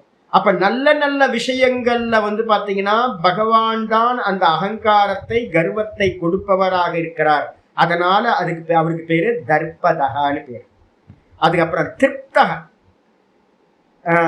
திருப்தக, திருப்தகவா திருப்தகவா என்ன வார்த்தை, திருப்தக தானே இருக்கணும். பூதா வாசு வாசுதேவ சர்வாசு லீவன்னக தர்பகா தர்பதோ திருப்தோ. அந்த திருப்தோன்றது வந்து பாத்தீங்கன்னா ஆச்சாரியா திருப்தக தான். ஸ்வாத்ம அமிர்த ரச ஆஸ்வாதனா. ஆச்சாரியர் பாஷ்யத்தை நல்லா சொல்றாரு. திருப்தினா என்ன தெரியுங்களா உங்களுக்கு? அந்த திருப்தி திரு வந்து முதல் தக்காரம், இங்க வந்து திரு திருப்தா, அதுக்கும் அர்த்தம் ஒரே தான். ஆச்சாரியர் என்ன பண்றாரு அப்படின்னு கேட்டீங்கன்னா, ஸ்வாத்ம அமிர்த ரச. ஸ்வாத்ம அமிர்த ரசம் எங்க இருக்கு? டெய்லி நமக்கு கிடைக்குது டீப் ஸ்லீப்ல. இப்ப எனக்கு கொஞ்ச நாளா வந்து பாத்தீங்கன்னா, இப்போ ஒரு 4-5 நாளா எனக்கு தூக்கம் வந்து எப்படி தெரியுங்களா இருக்கு. முன்னாடி சின்ன வயசுல வந்து பாத்தீங்கன்னா நல்லா தூங்குவேன். அந்த ரசம் இருக்கு ஒரு தூக்கத்துல வந்து. நடுவுல ஒரு 30-40 வருஷம் அந்த ரசமே எடுக்காம போயிட்டேன். இப்ப திடீர்னு வந்து பாத்தீங்கன்னா இந்த 4 நாளா தூங்குறேன். டிஃபரன்ஸ் வந்து அவ்வளவு டிஃபரன்ஸ் இருக்குது. சின்ன குழந்தைங்க வந்து என்ஜாய் பண்ணி தூங்கும் தெரியுங்களா. இப்ப நான் என்ஜாய் பண்ணி தூங்குறேன். ஒரு அரை மணி நேரம் தூங்கினா கூட அப்படியே லயிச்சு போய் தூங்குறது. அப்ப தூக்கத்துல என்ன தெரியுங்களா இருக்கு? ஸ்வாத்ம அமிர்த ரசம். பகவான் என்னவா இருக்கார் அப்படின்னா, ரசோ வை சக. தைத்திரியம் சொல்லுது பகவான் என்னப்பா இருக்காரு அப்படின்னா ரசமா இருக்கார். என்ன ரசம் சாமி அப்படின்னு கேட்டீங்கன்னா, ஆத்ம ரசம், ஸ்வாத்ம அமிர்த ரசம். அதுதான் மெட்டபாலிசம் எல்லாம் நல்லா ஒர்க் பண்ணுது. எனர்ஜி எல்லாம் நமக்கு அந்த தூக்கத்துல இருந்தான் கிடைக்குது. அப்போ உள்ளுக்குள்ளா இருக்க அந்த சுவாத்ம ரசம் இருக்கே, சத்து சித்து ஆனந்தம், அந்த ஆனந்த ரசம் வந்து பாத்தீங்கன்னா உள்ள இருக்குல்ல, அதை வந்து பாத்தீங்கன்னா ஆஸ்வாதனாத் நித்திய பிரமுதித்தோ. நம்ம என்ன பண்றோம் தெரியுங்களா, டெய்லி வந்து பாத்தீங்கன்னா அந்த டீப் ஸ்லீப்ல போய் சுவாமியோட ஒன்னாயி டெம்பரவரியா கொஞ்ச நேரம் சார்ஜ் பண்ணிக்கிட்டு திரும்ப வந்துடுறோம். அப்போ 1 மணி நேரம் 2 மணி நேரம் டீப் ஸ்லீப் வரும்போதே நமக்கு வந்து பாத்தீங்கன்னா மிகப்பெரிய ரீசார்ஜ் கிடைக்குது, ஆனந்தம் கிடைக்குது. திரும்ப திரும்ப தூங்க போகணும்னு நினைக்கிறமே. அப்ப பகவான் எப்படி இருக்கார் அப்படின்னு கேட்டீங்கன்னா, நித்தியமா சதா காலமும் தன்னுடைய ஆத்ம ஆனந்த அமிர்த ரசத்திலேயே ஆஸ்வாதனம்னா நல்லா சாப்பிட்டுக்கிட்டு இருக்கார். பார்க்கடல்ல படுத்து கண்ணை மூடி இருக்காருன்னா என்ன அர்த்தம்? யோக நித்திரையில இருக்கார் சுவாமி. சதா காலமும் வந்து பாத்தீங்கன்னா தன்னுடைய ஆத்ம சுகத்தையே அனுபவம் பண்ணிக்கிட்டு இருக்கிறதுனால நித்திய பிரமுதித்தோ திருப்தகா. நித்திய பிரமுதித்தோ அப்படின்றதுக்கு அர்த்தம் நித்திய ஆனந்த சுரூபமா இருக்கிறதுனால பகவானுக்கு பேரு திருப்தகான்னு பேரு. நித்திய ஆனந்தம். நமக்கெல்லாம் டீப் ஸ்லீப்புக்கு போறோம், திரும்ப வந்தாலும் சம்சாரம் வந்துடும். திரும்ப டீப் ஸ்லீப் போறோம், திரும்ப வெளியில வந்து சம்சாரம் வந்துடும். அப்ப வெளியில வரும்போதெல்லாம் சம்சாரம். எவ்வளவு நேரம் சம்சாரம்? அதிகபட்சம் சம்சாரம் தான். ஒரு 3 மணி நேரம் 4 மணி நேரம் டீப் ஸ்லீப் இருக்கு. 8 மணி நேரம் 7 மணி நேரம் படுத்தாலும் கூட டீப் ஸ்லீப் நமக்கு எவ்வளவு நேரம் கிடைக்குது? 1 மணி நேரம் 2 மணி நேரம் டீப் ஸ்லீப் இருந்தா பெரிய விஷயம். அப்போ அந்த ஆனந்தமே நமக்கு எவ்வளவு இருக்கு. திரும்ப தூங்கணும் அப்படித்தானே. நம்ம மத்தியானம் கொஞ்ச நேரம் வேக்கப் ஆனதுக்கு பிறகு அடுத்த பிளான் பண்றேன், எப்படி தூங்கணும், கிளாஸை லீவ் விட்டுறலாமா. காலையில எனக்கு அப்படிதான் தோணும். காலையில கிளாஸ் ஆகுது, ஜபமாவது, மண்ணாங்கெட்டியாவது, எவன் கண்டுபிடிச்சான் இதெல்லாம், தூக்கி போட்டு ஆனந்தமா தூங்கலாம்ல அப்படின்னு கிளாஸை லீவ் விட்டுறலான்னு தான் தோணும். ஒவ்வொரு நாளும் 3:30 மணிக்கே வந்து என்ன ஆனந்தம், 4 மணிக்கு என்ன ஆனந்தம், அப்படியே ஆனந்தமா இருக்கு. அப்ப ஆனந்தத்துல இருந்து வெளியில வர்றதுக்கு மனசே வரமாட்டேங்குது. அப்ப திரும்ப பிளான். எனக்கு ஏதாவது ஒரு லட்சியம் இருக்கு, நான் தூங்கணும். அதுதான் லட்சியம். ஏன்னு கேட்டீங்கன்னா தூக்கத்துல தான் ஆனந்தமா இருக்கும். ஒண்ணும் இல்லை, இந்த ஜெகத்தே இல்லாம இருக்கு. அப்ப வந்து பாத்தீங்கன்னா நித்தியமா தூக்கத்துல இருக்காருன்னா யாரு? ஆனந்த சுரூபி, காரண சரீர அபிமானி. எல்லா காரண சரீரமும் அந்த தூக்கத்துல இருக்கிறது எல்லாம் நான் அப்படின்னு அபிமானிச்சுக்கிட்டு ஒருத்தர் இருக்காரு. அவருக்கு பேரு தான் ஈஸ்வரன் பேரு. சர்வ காரண சரீர அபிமானி. அந்த காரண சரீர அபிமானி என்ன பண்ணிட்டு இருப்பாரு அப்படின்னா நித்தியமா ஆனந்தத்தை ஆஸ்வாதம் பண்றதுனால ஆனந்த சுரூபத்துல இருக்கார். ஆயிடுச்சு. இது அப்புறம் 715வது நாம முக்கியமான விசாரத்துக்கு வந்தாச்சு. துர்தரஹா அப்படின்னு பேரு. துர்தரஹ தாரணம் பண்றது. துர்தரகன என்ன அர்த்தம்? அவரை தரிக்கிறது, தாரணை பண்றது. தரிக்கிறதுன்னு என்ன அர்த்தம்? தாரணை பண்றது, அவரை தாங்கிறது. அவரை தாங்கிறதுக்கு பாத்தீங்க அப்படின்னா ரொம்ப கஷ்டங்க. சுவாமி இருக்காரு, ஐயோ வெயிட், ஹெவி வெயிட், சின்ன கண்ணன் தானே அப்படின்னு கையில தூக்கிடலாமா அப்படின்னு பார்த்தா தூக்க முடியாது. வெண்ணெயை சாப்பிட்டு சாப்பிட்டு சாப்பிட்டு குண்டு வெயிட், குண்டு கட்டி மாதிரி இருக்காம மனுஷன். எடுத்து வெயிட் நம்ம ஹிருதயத்துல வச்சோம் அப்படின்னா ஐயோ வலி தாங்க மாட்டேங்குது, கீழே இறங்குடான்னு கீழே இறக்கி விட்டுறணும். சில குழந்தைங்களை தூக்குனீங்கன்னா, சின்ன குழந்தைங்க தூக்கலாம் நல்லா இருக்கே அப்படின்னு இரும்பு குண்டு மாதிரி இருக்கும். சில குழந்தைங்களா ஐயோ தெரியாம தூக்கிட்டமே இறக்கி விட்டுருவோம். நல்லா இருக்க குழந்தை அப்படின்னு கையில கொடுத்தா இரும்பு குண்டு மாதிரியே இருக்க குழந்தைங்கலாம் இருக்கு. சாஃப்டா பஞ்சு மாதிரி இருக்க குழந்தைங்களும் இருக்கு, இரும்பு குண்டு மாதிரி இருக்க குழந்தைங்களும் இருக்கு. தூக்கி 2 நிமிஷம் வைக்க முடியாது, நம்மளால தூக்கி பிடிக்க முடியாது, டக்குன்னு கீழே இறக்கி விட்டுருவோம். சாமியும் அது மாதிரிதான், வெண்ணையை சாப்பிட்டு சாப்பிட்டு சாப்பிட்டு சாப்பிட்டு குண்டாய் போய் கிடக்கிறாரு. அவரை ஹிருதயத்துல தாங்கிறது ரொம்ப கஷ்டம் சாமி. அதனால இங்க சொல்றாரு துர்தரகா. துர்தரனா என்ன அர்த்தம்? நான் அடிக்கடி சொல்லல, 12 மணிக்கு யாரு நான் எதுக்கு சுடுகாட்டுக்கு போகணும்? நம்ம எதுக்கு சுடுகாட்டுக்கு போறோம்? யோகி தான் போவான். நம்ம எதுக்கு தாரணம் பண்ண போறோம்? நமக்கு தான் ஒரு வேதாந்தம் ஒண்ணு இருக்குல்ல, என்னது புரிஞ்சா போதும் வேதாந்தம், நான் பிரம்மமா இருக்கேன், புரிஞ்சுட்டு போக வேண்டியதான். அப்ப நான் எதுக்கு கண்ண மூடி உட்கார போறேன்? அவரை பாத்தீங்கன்னா இந்த மனசுல தாரணம் பண்ண போறேன், தியானம் பண்ண போறேன், அதுக்கப்புறம் சமாதி பண்ண போறேன். இதெல்லாம் தேவையே இல்லை. சகுனத்திலையும் தேவையில்லை, நிர்குணத்திலையும் தேவையில்லை. ரொம்ப சிம்பிள் ஆகிட்டாங்க பாத்தீங்களா வேதாந்தத்தை. பாடம் படிங்க, கஷ்டமே இல்லை. கஷ்டம் இல்லாம பாடம் படிங்க, கஷ்டம் இல்லாம புரிஞ்சுக்கங்க, கஷ்டம் இல்லாம ஜீவன் முக்தர்களாயிருங்க. ஐயோ ஐயோ, இந்த மல்டி லெவல் மார்க்கெட்டிங் பிஸ்னஸ் இருக்குல்ல, அது அப்படிதான். 3 ஸ்டார் ஹோட்டலில் பார்த்தீங்கன்னா நான் போவேன். சின்ன வயசில் பார்த்தீங்கன்னா போவேன் ஃப்ரெண்ட்ஸோட. நான் ஒன்றும் பண்ண மாட்டேன், போவேன். ஏன் அப்படின்னா பூஃபே சிஸ்டம் சூப்பராக இருக்கும். 5 ஸ்டார் ஹோட்டலில் பார்த்தீங்கன்னா என்ன பண்ணுவாங்க அப்படின்னா 5 ஸ்டார் 3 ஸ்டார் ஹோட்டலில் ஒரு மல்டி லெவல் மார்க்கெட்டிங் ஒன்று போடுவோம். போட்டு என்ன சொல்லுவா அப்படின்னா அந்த ஸ்டேஜில் ஒரு 4-5 பேர் என்ன பண்ணுவான், டையும் ஷூ, நம்ம கிளைமேட்டுக்கு அது ஒத்தே வராது. ஆனால் அவன் என்ன பண்ணுவான், நல்லா டையும் கட்டிக்கிட்டு கோட்டும் ஷூட்டும் போட்டு நல்லா நிற்பானுங்க. நமக்கு பார்க்கும்போதே பொறாமையாக இருக்கும். இப்படி அவன் எதையாவது ஒரு ப்ராடக்ட் காட்டுவான். ப்ராடக்ட்டை காட்டி பார்த்தீங்கன்னா நான் இந்த ப்ராடக்டை சேல் பண்ணி தான் பார்த்தீங்க அப்படின்னா இப்போ ஒரு BMW கார் வாங்கியிருக்கேன், அடுத்து பார்த்தீங்கன்னா இன்னொரு ஏரோப்ளைன் வாங்கலாம் இருக்கேன் அப்படின்னு கதை விட்டுட்டு இருப்பான். நம்ம பார்த்துக்கிட்டு இருப்போம். இப்போ என்ன ஆகி போச்சுன்னா வேதாந்தம் என்ன ஆகி போச்சு, ரொம்ப ஈஸியஸ்ட் வே பார்த்தீங்க அப்படின்னா ஜீவன் முக்தராக என்ன அப்படின்னா கஷ்டப்படாம ஒரு கோர்ஸ் முடிங்க, நீங்க ஜீவன் முக்தர் ஆயிடலாம், புரிஞ்சா போதும். ஆனா வாஸ்தவத்துல அப்படி இல்லை. என்ன அர்த்தம் அப்படின்னு கேட்டீங்கன்னா துர்தரகா. ஆச்சாரியர் சொல்றார், ந சக்யா தாரணா யஸ்ய. தாரணையில பாத்தீங்கன்னா 2 விதமான தாரணை இருக்கு. உபாசனைன்னு எடுத்துக்கிட்டீங்கன்னாவே, யோகம்னு எடுத்துக்கிட்டீங்கன்னா சகுண உபாசனை, நிர்குண உபாசனை 2 இருக்கு. இதோட கம்பேரிசன் எங்க இருக்கு? 12th சாப்டர்ல பகவத்கீதையில ஆச்சாரியார் ஆரம்பிக்கும் போதே சொல்றார், 2 விதமான உபாசனைகள் இருக்கு. உபாசனைகள்னாவே என்ன அர்த்தம்? தாரண தியான சமாதி வந்துடும்.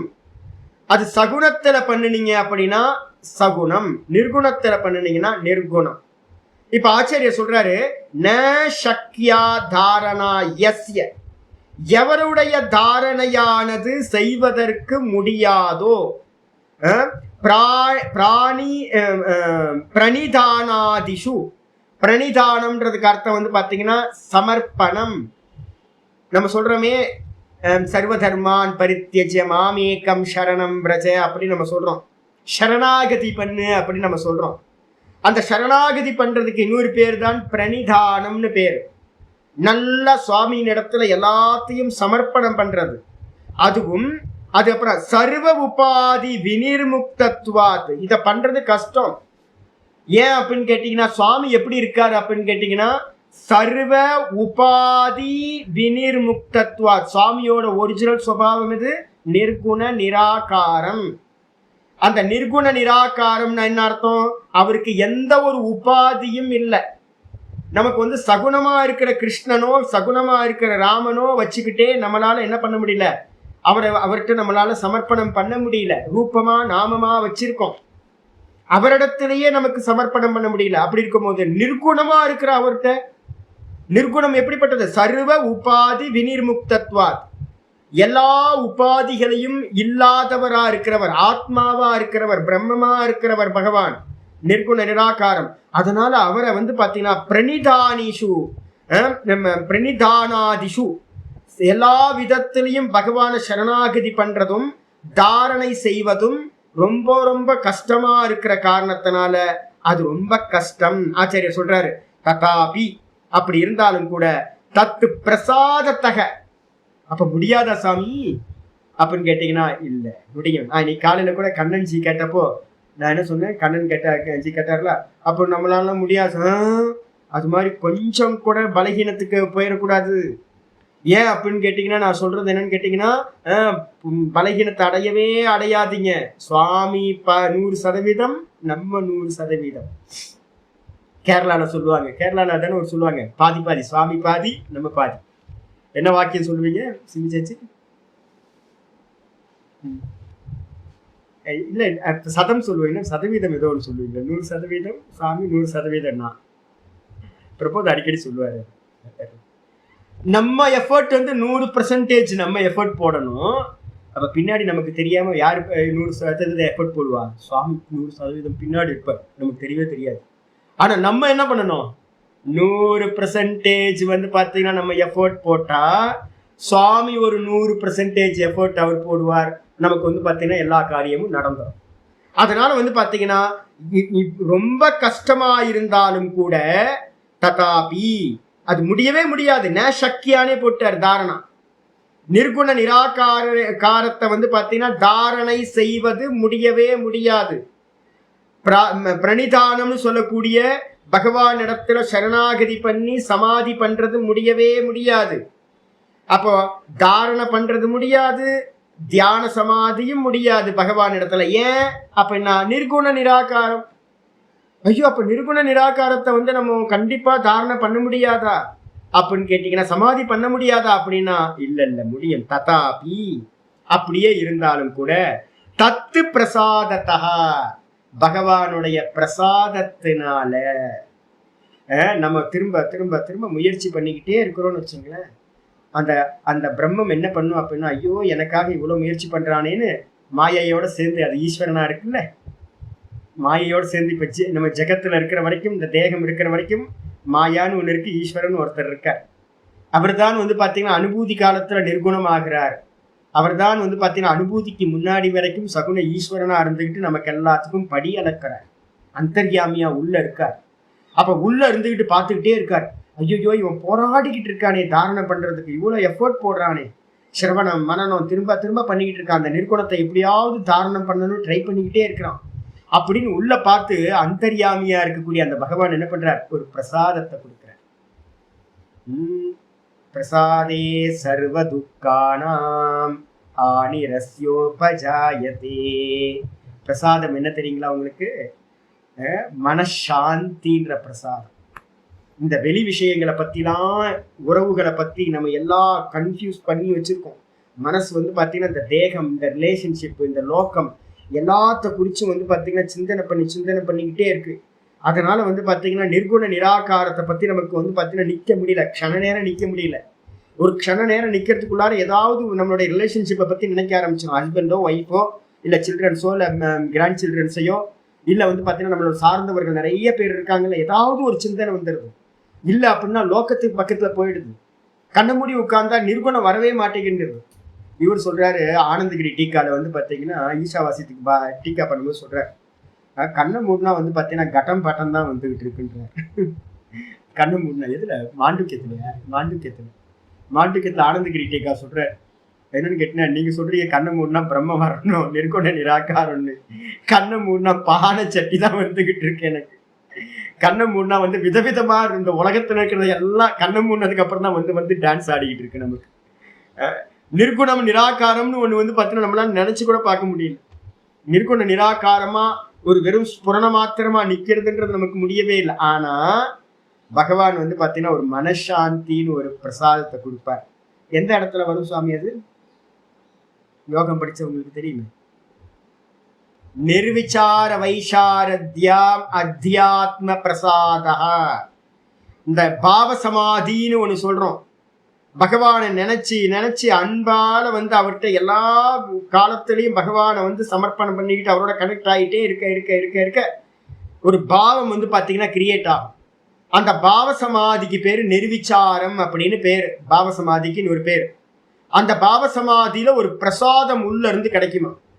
அந்த பிரசாதம் என்ன பண்ணும் அப்படின்னு கேட்டீங்கன்னா பேரு அத்தியாத்ம பிரசாதம்னு பேர். புளியோதரையில பொங்கல் இல்லை, வேற பிரசாதம். அது என்ன பிரசாதம் சுவாமினா மனசாந்தி. அந்த பிரசாதம் கிடைச்சோன்னு உங்களுக்கு என்ன ஆகும், நம்ம டெய்லி எப்பெல்லாம் கோயிலுக்கு போய் நல்ல தரிசனம் பண்ணிட்டு நல்ல மங்கள ஆரத்தி காட்டி பகவானை தரிசனம் பண்ணிட்டு வந்தோன்னு ஒரு அந்த சமயத்துல ஒரு பிரசன்னமான சித்தம் இருக்குல்ல, மனசு வந்து பார்த்தீங்கன்னா எந்த சிந்தனை இல்லாம ஒரு ஒரு 3 நிமிஷம் 5 நிமிஷம் அப்படியே இருக்கும். அந்த நிலை தான் பிரசாதம்னு பேர்.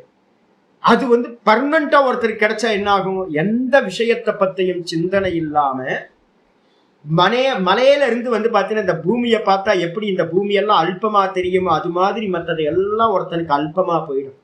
அப்படி அல்பமா போனதுக்கு பிறகு அந்த வசீகார வைராக்கியம்னு அந்த இடத்துல ஒரு வைராக்கியம் வருது. இந்த உலகத்துல இருக்கிற எல்லாத்துலயும் வைராக்கியம் தான். அதான் பகவானோட பிரசாதம். மனத்தெளிவு தான் வந்து பாத்தீங்கன்னா பிரசாதம். மனசு வந்து பாத்தீங்கன்னா சாந்தமாயி தெளிவாயி இருக்கிறதுக்கு பேர் தான் பிரசாதம். அவருடைய பிரசாதத்திலிருந்து ஆச்சாரியர் நீங்க சொல்ற அவருடைய பிரசாதத்திலிருந்து கைச்சித்து துக்கேன தாரியதே. யாரோ சில யோகிகள் என்ன பண்றாங்க அப்படின்னா கைச்சித்து சிலர், நம்ம அவ்வளவு தூரம் போறது இல்லைல்ல, நம்ம தான் வந்து பார்த்தீங்கன்னா உலகத்து பக்கமே திரும்ப திரும்ப இந்த உலகத்திலேயே சுத்திக்கிட்டு இருக்கமே, உள்ள போறதே இல்லையே. யாரோ சிலர் கைச்சித்துனா கஷ்டித் தீரஹா பிரத்யேகாத்மான மைக்ஷத்து அப்படின்னு கட்டோபனிஷத் மந்திரம். யாரோ தீர புருஷர்கள் சில பேர் என்ன பண்றாங்கன்னா துக்கேன தாரியத்தே ஹிருதயே. இந்த ஹிருதயத்துல வந்து அந்த நிர்குண நிராகாரத்தை வந்து பாத்தீங்கன்னா தாரணை பண்றாங்க. மகம்னு ஸ்புரிக்குது பாத்தீங்களா, அந்த ஸ்புரணத்தை வந்து பாத்தீங்கன்னா ஹிருதயத்துல தாரணம் பண்றாங்க. எப்படி அப்படின்னு கேட்டீங்கன்னா ஆச்சாரியார் சொல்றார், ஒரு கோர்ஸ் முடிச்சோன்னு ஒரே நான் ஒரு 3 மாசத்துல ஐயோ நான் வந்து பாத்தீங்கன்னா பார்த்துருக்கேன், அவ்வளோ கோர்ஸ் பார்த்துருக்கேன். நான் தயானந்த ஆசிரமம் பக்கத்துல தான் இருந்தேன் ரிஷிகேஷன். அப்போ என்ன ஆகுன்னு கேட்டிங்கன்னா சுவாமி வந்து பார்த்தீங்கன்னா தயானந்த சுவாமி வந்து பார்த்தீங்கன்னா முதல்ல 6 மாத கோர்ஸ் இருந்துச்சு, அதுக்கப்புறம் 3 மாத கோர்ஸ் ஆக்குனார், அதுக்கப்புறம் 2 மாத கோர்ஸ் ஆக்குனார், அதுக்கப்புறம் 2 மாதத்துக்கு தாங்க மாட்டாங்கன்னு 1 மாத கோர்ஸ் ஆக்குனார், 1 மாத கோர்ஸும் தாங்க மாட்டாங்கன்னு 15 நாள் கோர்ஸ் ஆக்குனார், 15 நாளும் தாங்க மாட்டாங்கன்னு 10 நாள் கோர்ஸ் ஆக்குனார். இந்த அளவு ஏன் அப்படின்னா நம்மளால டைம் கொடுக்க முடியல. 6 மாதம் டைம் கொடுக்க முடியல, 3 மாதம் ஆச்சு. 3 மாதம் டைம் கொடுக்க முடியல, 2 மாதம் ஆச்சு. 2 மாதம் டைம் கொடுக்க முடியல, 1 மாதம் ஆச்சு. 1 மாதம் டைம் கொடுக்க முடியல, 15 நாள் ஆச்சு. 15 நாளும் டைம் கொடுக்க முடியல, 10 நாள் கோர்ஸ் வந்து நின்னாச்சு. 10 நாளுக்குள்ளார வந்து பார்த்தீங்க அப்படின்னா பகவத்கீதை மொத்தத்தையும் சொல்லிடுவார். அப்போ 10 நாளுக்கு வந்து 10 எடுத்தோன்னே இந்த 10 நாளுக்கு முன்னாடி சுவாமி என்ன பண்ணுவாருன்னா தயானந்த சுவாமி 2வது நாள் 3வது நாள்லயே ஒரு இன்ட்ரோடக்ஷன் சொல்லி மொத்த வேதாந்தத்தையும் வந்து பார்த்தீங்கன்னா சொல்லி விட்டுருவார். ஒரு 3வது நாளே அந்த கோர்ஸுக்கு அப்பதான் வந்திருப்பாங்க. கோர்ஸுக்கு வந்த மாத்திரத்துல பிரம்மன் தெரியும் ஆத்மா தெரியும்னு சொன்ன மாத்திரத்துல ஒரு அகங்காரம் வரும் பாருங்க. நான் ஒவ்வொரு கோர்ஸ்லயும் பார்ப்பேன். அப்பதான் நியூ என்ட்ரியா இருக்கும் வேதாந்தத்துக்குள்ள. அப்பதான் வந்திருப்பாங்க ஃபர்ஸ்ட் கோர்ஸ். சுவாமி மேல ஒரு பக்தியோட ஒரு சுவாமி ஏதோ சொல்ல போறாரு வேதாந்தம் அப்படின்னு வந்திருப்பாங்க. ஒரு 10 நாள் 10 கிளாஸ்லயே வந்து பார்த்தீங்கன்னா 10 ஹவர்ஸ்லயே சுவாமி வந்து பிரசன்டேஷன் நல்லா பண்ணுவார். வேதாந்தத்தை வந்து பார்த்தீங்கன்னா ஒரு குத்து மதிப்பா ஒன்று புரிய வச்சிருவார். நமக்கு என்ன ஆயிரம் கிட்ட நம்ம ஜீவன் முக்தன் ஆன மாதிரியே ஒவ்வொருத்தருக்கும் கொம்பு வளைச்சிருவோம். அகங்காரம் பல வியாப்தின்னு சொன்னல, புத்தியில எந்த ஞானம் உண்டானாலும் அதுல ஒரு அபிமானம் உண்டாயிடும். ஜீவன் முக்தனா ஆயிடுவாங்க. அது மாதிரிலாம் ஆக முடியாது. அதுக்கப்புறம் 2 வருஷம் கோர்ஸ் 3 வருஷம் கோர்ஸ் முடிச்சவங்க எல்லாம் பாத்தீங்கன்னா ஐயோ இந்த சாதுக்கள் வந்து பாத்தீங்கன்னா பிரம்மச்சாரியா வருவாங்க. 3 வருஷம் கோர்ஸ் முடிச்சோன்னே நான் ஏதோ வானத்திலிருந்து வந்த மாதிரியே ஆக்டிங் கொடுப்பாங்க. மற்றவங்க எல்லாம் நீச்சமா நினைப்பாங்க, போடா அப்படின்ற மாதிரி தான் இருப்பாங்க. ட்ரீட் பண்றதெல்லாம் நான் ஜீவன் முக்தனாக்கும் 3 வருஷம் கோர்ஸ் முடிச்சிட்டேன்ல அப்படின்னு. அதெல்லாம் இல்லை. ஆச்சாரியார் சொல்றாரு, இந்த ஹிருதயத்துல வந்து பாத்தீங்கன்னா யாரோ ஒரு சிலரால மட்டும்தான் அந்த நிர்குண நிராகாரத்தை தாரணை பண்ண முடியும். ஏன் அப்படின்னா புரிஞ்சுக்கிறது 1000 பேர் புரிஞ்சுக்க முடியும். இந்த சப்தங்களை தெரிஞ்சுக்கிறது நிறைய பேர் தெரிஞ்சுக்க முடியும், சப்தத்தையும் அர்த்தத்தையும். ஆனா அந்த நிர்குணத்துல தாரணை பண்றதுன்றது வந்து பாத்தீங்கன்னா ரொம்ப கஷ்டம். எப்படி ஏன் கஷ்டம் அப்படின்னா 1 ஜென்மம் 2 ஜென்மம் இல்ல. ஆச்சாரிய சொல்ற ஜென்மாந்தர சகஸ்ரேஷு பாவனா யோகா ரொம்ப முக்கியமான சொல்றாரு. இதெல்லாம் வந்து சங்கர பாஷ்யம் தான். பாஷ்யக்காரர் என்ன சொல்றாரு அப்படின்னா ஜென்மாந்தர சகஸ்ரேஷு 1 ஜென்மம் 2 ஜென்மம் இல்ல. இப்ப யோக சூத்திரம் படிச்சுட்டு இப்ப நீங்க யாராவது உடனே உட்கார்ந்து உடனே சமாதி அடைஞ்சிடலாம்னு நினைச்சீங்க அப்படின்னா சம்பவம் இல்லை. மெதுவா அந்த சத்துவ குணத்தை 70% கொண்டு வர்றதுக்கே அவ்வளவுதான். நாய்ப்பாடு ரொம்ப கஷ்டம் சாமி. நாய்ப்பாடுன்னு என்ன அர்த்தம் தெரியுங்களா? நாய் தான் பாவம். தெருவில் இந்த காரணம் வரைக்கும் ஓடி ஓடி தெரிஞ்சுக்கிட்டு இருக்கு. ராத்திரியெல்லாம் கண்ணு முடிச்சுக்கிட்டு இருக்கு. பாவம் நாய்ப்படாத பாடு. நம்ம பாடு அது மாதிரி ஆயிடும். ரொம்ப கஷ்டம், துக்கம். ஏன்னா தொடர்ந்து ஒரு சாதனையை ரெகுலராகவே பண்ண முடியாதுங்க. நீங்க பண்ணி பாருங்க. காலையில எப்படி இருந்தாலும் இந்த லீவ்ல இருந்து ஆரம்பிச்சிடலாம். சதுர்தசி, கிருஷ்ணபக்ஷ சதுர்தசி, அமாவாசை வருது. கிருஷ்ணபக்ஷ சதுர்தசி நாளை மறுநாள் ஆரம்பிக்கலாம். இல்லைன்னா நாளைக்கு ஈவினிங் பார்த்தீங்க அப்படின்னா நம்ம இது பிரதோஷம். நாளைக்கு ஈவினிங்ல இருந்து ஆரம்பிச்சிருவோம். 6 மணியிலிருந்து 6:30 மணி வரைக்கும் சுவாமியோட போட்டோவை வச்சுக்கிட்டு அவரையே உத்து பார்த்துக்கிட்டு ஓங்காரத்தை சொல்ல போறேன்னு வைங்க. நாளைக்கு ஒரு நாள் பண்ணுவீங்க. நாளை மறுநாளே பார்த்தீங்கன்னா யாரோ வாசல்ல நிற்பாங்க. உங்க மாமாவோ அத்தையோ பார்த்தீங்கன்னா நின்றுவாங்க. 6 to 6:30 போச்சு. முதல் நாள் ஸ்டார்ட் பண்ணி 2வது நாளே நம்மளால என்ன பண்ண முடியாதுன்னா கண்டினியூ பண்ண முடியாது. சரி, காலையில பண்ணலாம் அப்படின்னு 5:30 மணிலேருந்து 6 மணி வரைக்கும் ப்ரோக்ராம் போட்டீங்க அப்படின்னா ராத்திரி எங்கேயோ ப்ரோக்ராம் எல்லாம் பண்ணிட்டு 12 மணிக்கு படுத்திருப்பீங்க. அதுக்கப்புறம் காலையில எங்க எந்திரிக்கிறது?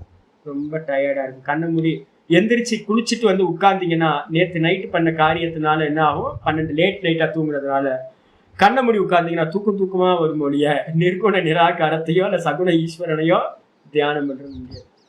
அப்ப என்ன தெரியுதுன்னு கேட்டீங்கன்னா, அபியாசமே நமக்கு ரொம்ப ரொம்ப கஷ்டமா இருக்கு. தீர்க்க காலம் நிரந்தரம் அபியாசம் பண்ணாதான் அது திருட பூமியை அடையும். அது எவ்வளவு நாள் சுவாமி ஆச்சாரியா சொல்றார்? ஜென்மாந்தர சகஸ்திரேஷு. ஒரு ஜென்மம் 2 ஜென்மம் இல்ல சாமி. எறும்பு மலை ஏறுற மாதிரின்னு வச்சுக்கோங்க. எறும்பு மலை ஏறுற மாதிரி பாத்தீங்கன்னா ஒவ்வொரு ஜென்மத்திலையும் பாவனா யோகா, இந்த பாவத்தை பாத்தீங்கன்னா மெதுவா மெதுவா மெதுவா கொண்டுட்டு வர்றது. நான் எனக்குள்ளார ஈஸ்வரன் தான் இருக்கார், இது எல்லாம் ஈஸ்வரனா தான் இருக்கு. வாஸ்தவத்துல ஈஸ்வரனுக்கு நாமரூப குணங்கள் இல்லை. இந்த ஜெகத்தெல்லாம் பாத்தீங்கன்னா வெறும் தோற்ற மாத்திரம். பகவானுக்கு மேல ஸ்கிரீனுக்கு மேல தெரிகிற காட்சிகள் மாதிரி பகவானுக்கு மேல இது எல்லாம் தெரியுது. இது உண்மை இல்லை, இந்த தேகம் நான் இல்லை, பகவான் தான் சத்தியம் அப்படின்னு அந்த நிர்குண நிராகாரத்துல இந்த மனசை மெதுவா மெதுவா பாவிக்க வைக்கணும். அப்படின்னா அந்த பாவனா ஒரு ஜென்மத்துல நடந்ததல்ல, அனந்த கோட்டி ஜென்மங்கள். ஆச்சாரியார் சொல்லிட்டாரு, ஜென்மாந்தர சகஸ்ரேஷுன்னு சொல்லிட்டார். ஆயிரக்கணக்கான ஜென்மங்களில் அந்த பாவனாவோட யோகத்தினால அவரை பாத்தீங்கன்னா இந்த ஹிருதயத்துல அகமகமகம்னு ஒரு யோகியினால என்ன பண்ண முடியுது? தாரணம் பண்ண முடியுது. அதனால பாத்தீங்கன்னா தஸ்மாத் துர்தரஹ, அந்த காரணத்தினாலதான் அந்த நிர்குண நிராகாரமான பகவான என்ன பண்றோம்? பேர் வைக்கிறோம் துர்தரஹ. யாருக்கு பேரு? சகுண ஈஸ்வரனுக்கு இல்ல, நிர்குணத்துக்கு பேர் பாத்தீங்கன்னா துர்தரஹான்னு சுத்த பிரம்மத்துக்கு பேர் வச்சிருக்கோம். ஆச்சாரியர் அதனால தான் சொல்லிட்டாரு சர்வ உபாதி விநீர் முக்தத்துவாத்துன்னு போட்டார். அடிச்சா அது மட்டும் இல்ல, ஆச்சாரியர் ரொம்ப எக்ஸலண்டான ஸ்லோகத்தை கோட் பண்றாரு பாருங்க. என்ன அப்படின்னு கேட்டீங்கன்னா, கிளேஷோதிகதரஸ்தேஷாம் அவ்யக்தா சக்த சேதசாம் அவ்யக்தாஹி கதிர் துக்கம் தேகவத்பிரவாப்யதே. முக்கியமான ஸ்லோகம். கீதால 12வது சாப்டர் பக்தி யோகம் எல்லாம் படிக்கணும் ஒழுங்கா. சங்கர பாஷ்யத்தோடு திரும்ப திரும்ப எடுத்து பார்த்துக்கணும். என்ன அப்படின்னு கேட்டீங்கன்னா, இந்த அங்க சங்கர பாஷ்யத்துல 2 விதமான உபாசனைகள் சொல்லப்படுது.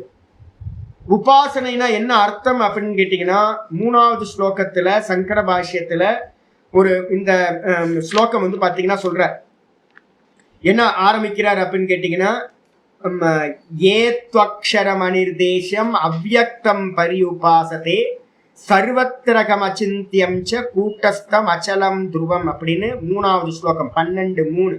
இப்ப நம்ம படிச்சது பாத்தீங்கன்னா 12:5. அந்த 3ல இருந்தே படிக்கணும். ஏன் அப்படின்னு கேட்டீங்கன்னா, எவர்கள் பாத்தீங்கன்னா அக்ஷரம்னு சொல்லக்கூடிய, அக்ஷரம்னா என்ன அர்த்தம்? நேக்ஷரத்தி, இது அக்ஷரம் அழியாதது. அனிர்தேசியம் அப்படின்னா இந்த வாக்குனால இன்னொருத்தருக்கு சொல்ல முடியாத தத்துவம், வாக்குக்கு எட்டாதது. அதுக்கப்புறம் அனிர்தேசம் அவ்யக்தம், நாம ரூப குணங்களாக வெளிப்படாதது. அப்படிப்பட்ட அந்த அக்ஷர தத்துவத்தை, அக்ஷரம் என்ன அர்த்தம்? நிர்குண பிரம்மம். அப்ப நிர்குண பிரம்மம் வாக்குனால சொல்ல முடியாது, வெளிப்படாதது நாம ரூபங்களா. அப்படிப்பட்ட அந்த அக்ஷர பிரம்மத்தை எவர்கள் பரியுபாசத்தே, எவர்கள் உபாசிக்கின்றார்களோ, அந்த உபாசனைக்கு என்ன பேர் சொல்லியிருக்கோம்? நிர்குண உபாசனைக்கு என்ன பேரு? நிதித்தியாசனம், சமாதி அபியாசம், நிர்விகல்ப சமாதி அபியாசம் அப்படின்னு பேர். அதான் நிதித்தியாசனம். அந்த உபாசனையை யார் பண்றாங்களோ, சர்வத்ரகம் அச்சிந்தியம் ச, அந்த பிரம்மம் எப்படிப்பட்டது? சர்வத்ரகம், எல்லா இடத்திலையும் நீக்கமர வியாபிச்சிருப்பது.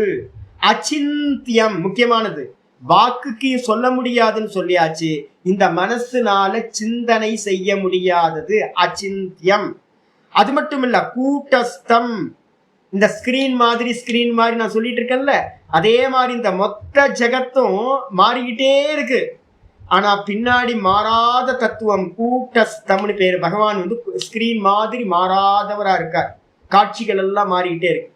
அப்படிப்பட்ட அந்த கூட்டஸ்தம் அச்சலம், அசையாதது, நிர்விகாரம், அசையாதது, துருவம், நிச்சயமா இருக்கிறது, திருடமா இருக்கிறது. அப்படிப்பட்ட அந்த அக்ஷர தத்துவத்தை எவர்கள் உபாசிக்கின்றார்களோ அப்படின்னு ஸ்லோகம். உபாசனம்னா என்ன சுவாமி அப்படின்னு சங்கர பாஷ்யத்தை சொல்லுது. புரிஞ்சா போதுன்றத பத்தி இங்க பேச்சு இல்லை. புரிஞ்சா போதுன்றவங்க வந்து எதுக்காக வந்து இதெல்லாம் பண்ணணும்? பண்ணவே தேவையில்லை. யோக சூத்திரமே தேவையில்லை, இதெல்லாம் பண்ணவே தேவையில்லை. அப்ப யார் வந்து பாத்தீங்கன்னா அந்த அக்ஷர பிரம்மத்துல நிர்குணத்துல மெடிடேட் பண்றாங்களோ அவங்களுக்கு என்னது? உபாசனம். நாம சங்கர பாஷ்யத்தை சொல்றார். இந்த தாரணை பண்றதுன்னா கஷ்டம் சொல்றோமே, தாரணை என்ன இது அப்படின்னா உபாசனத்துலதான் தாரண தியான சமாதி வந்துடுது.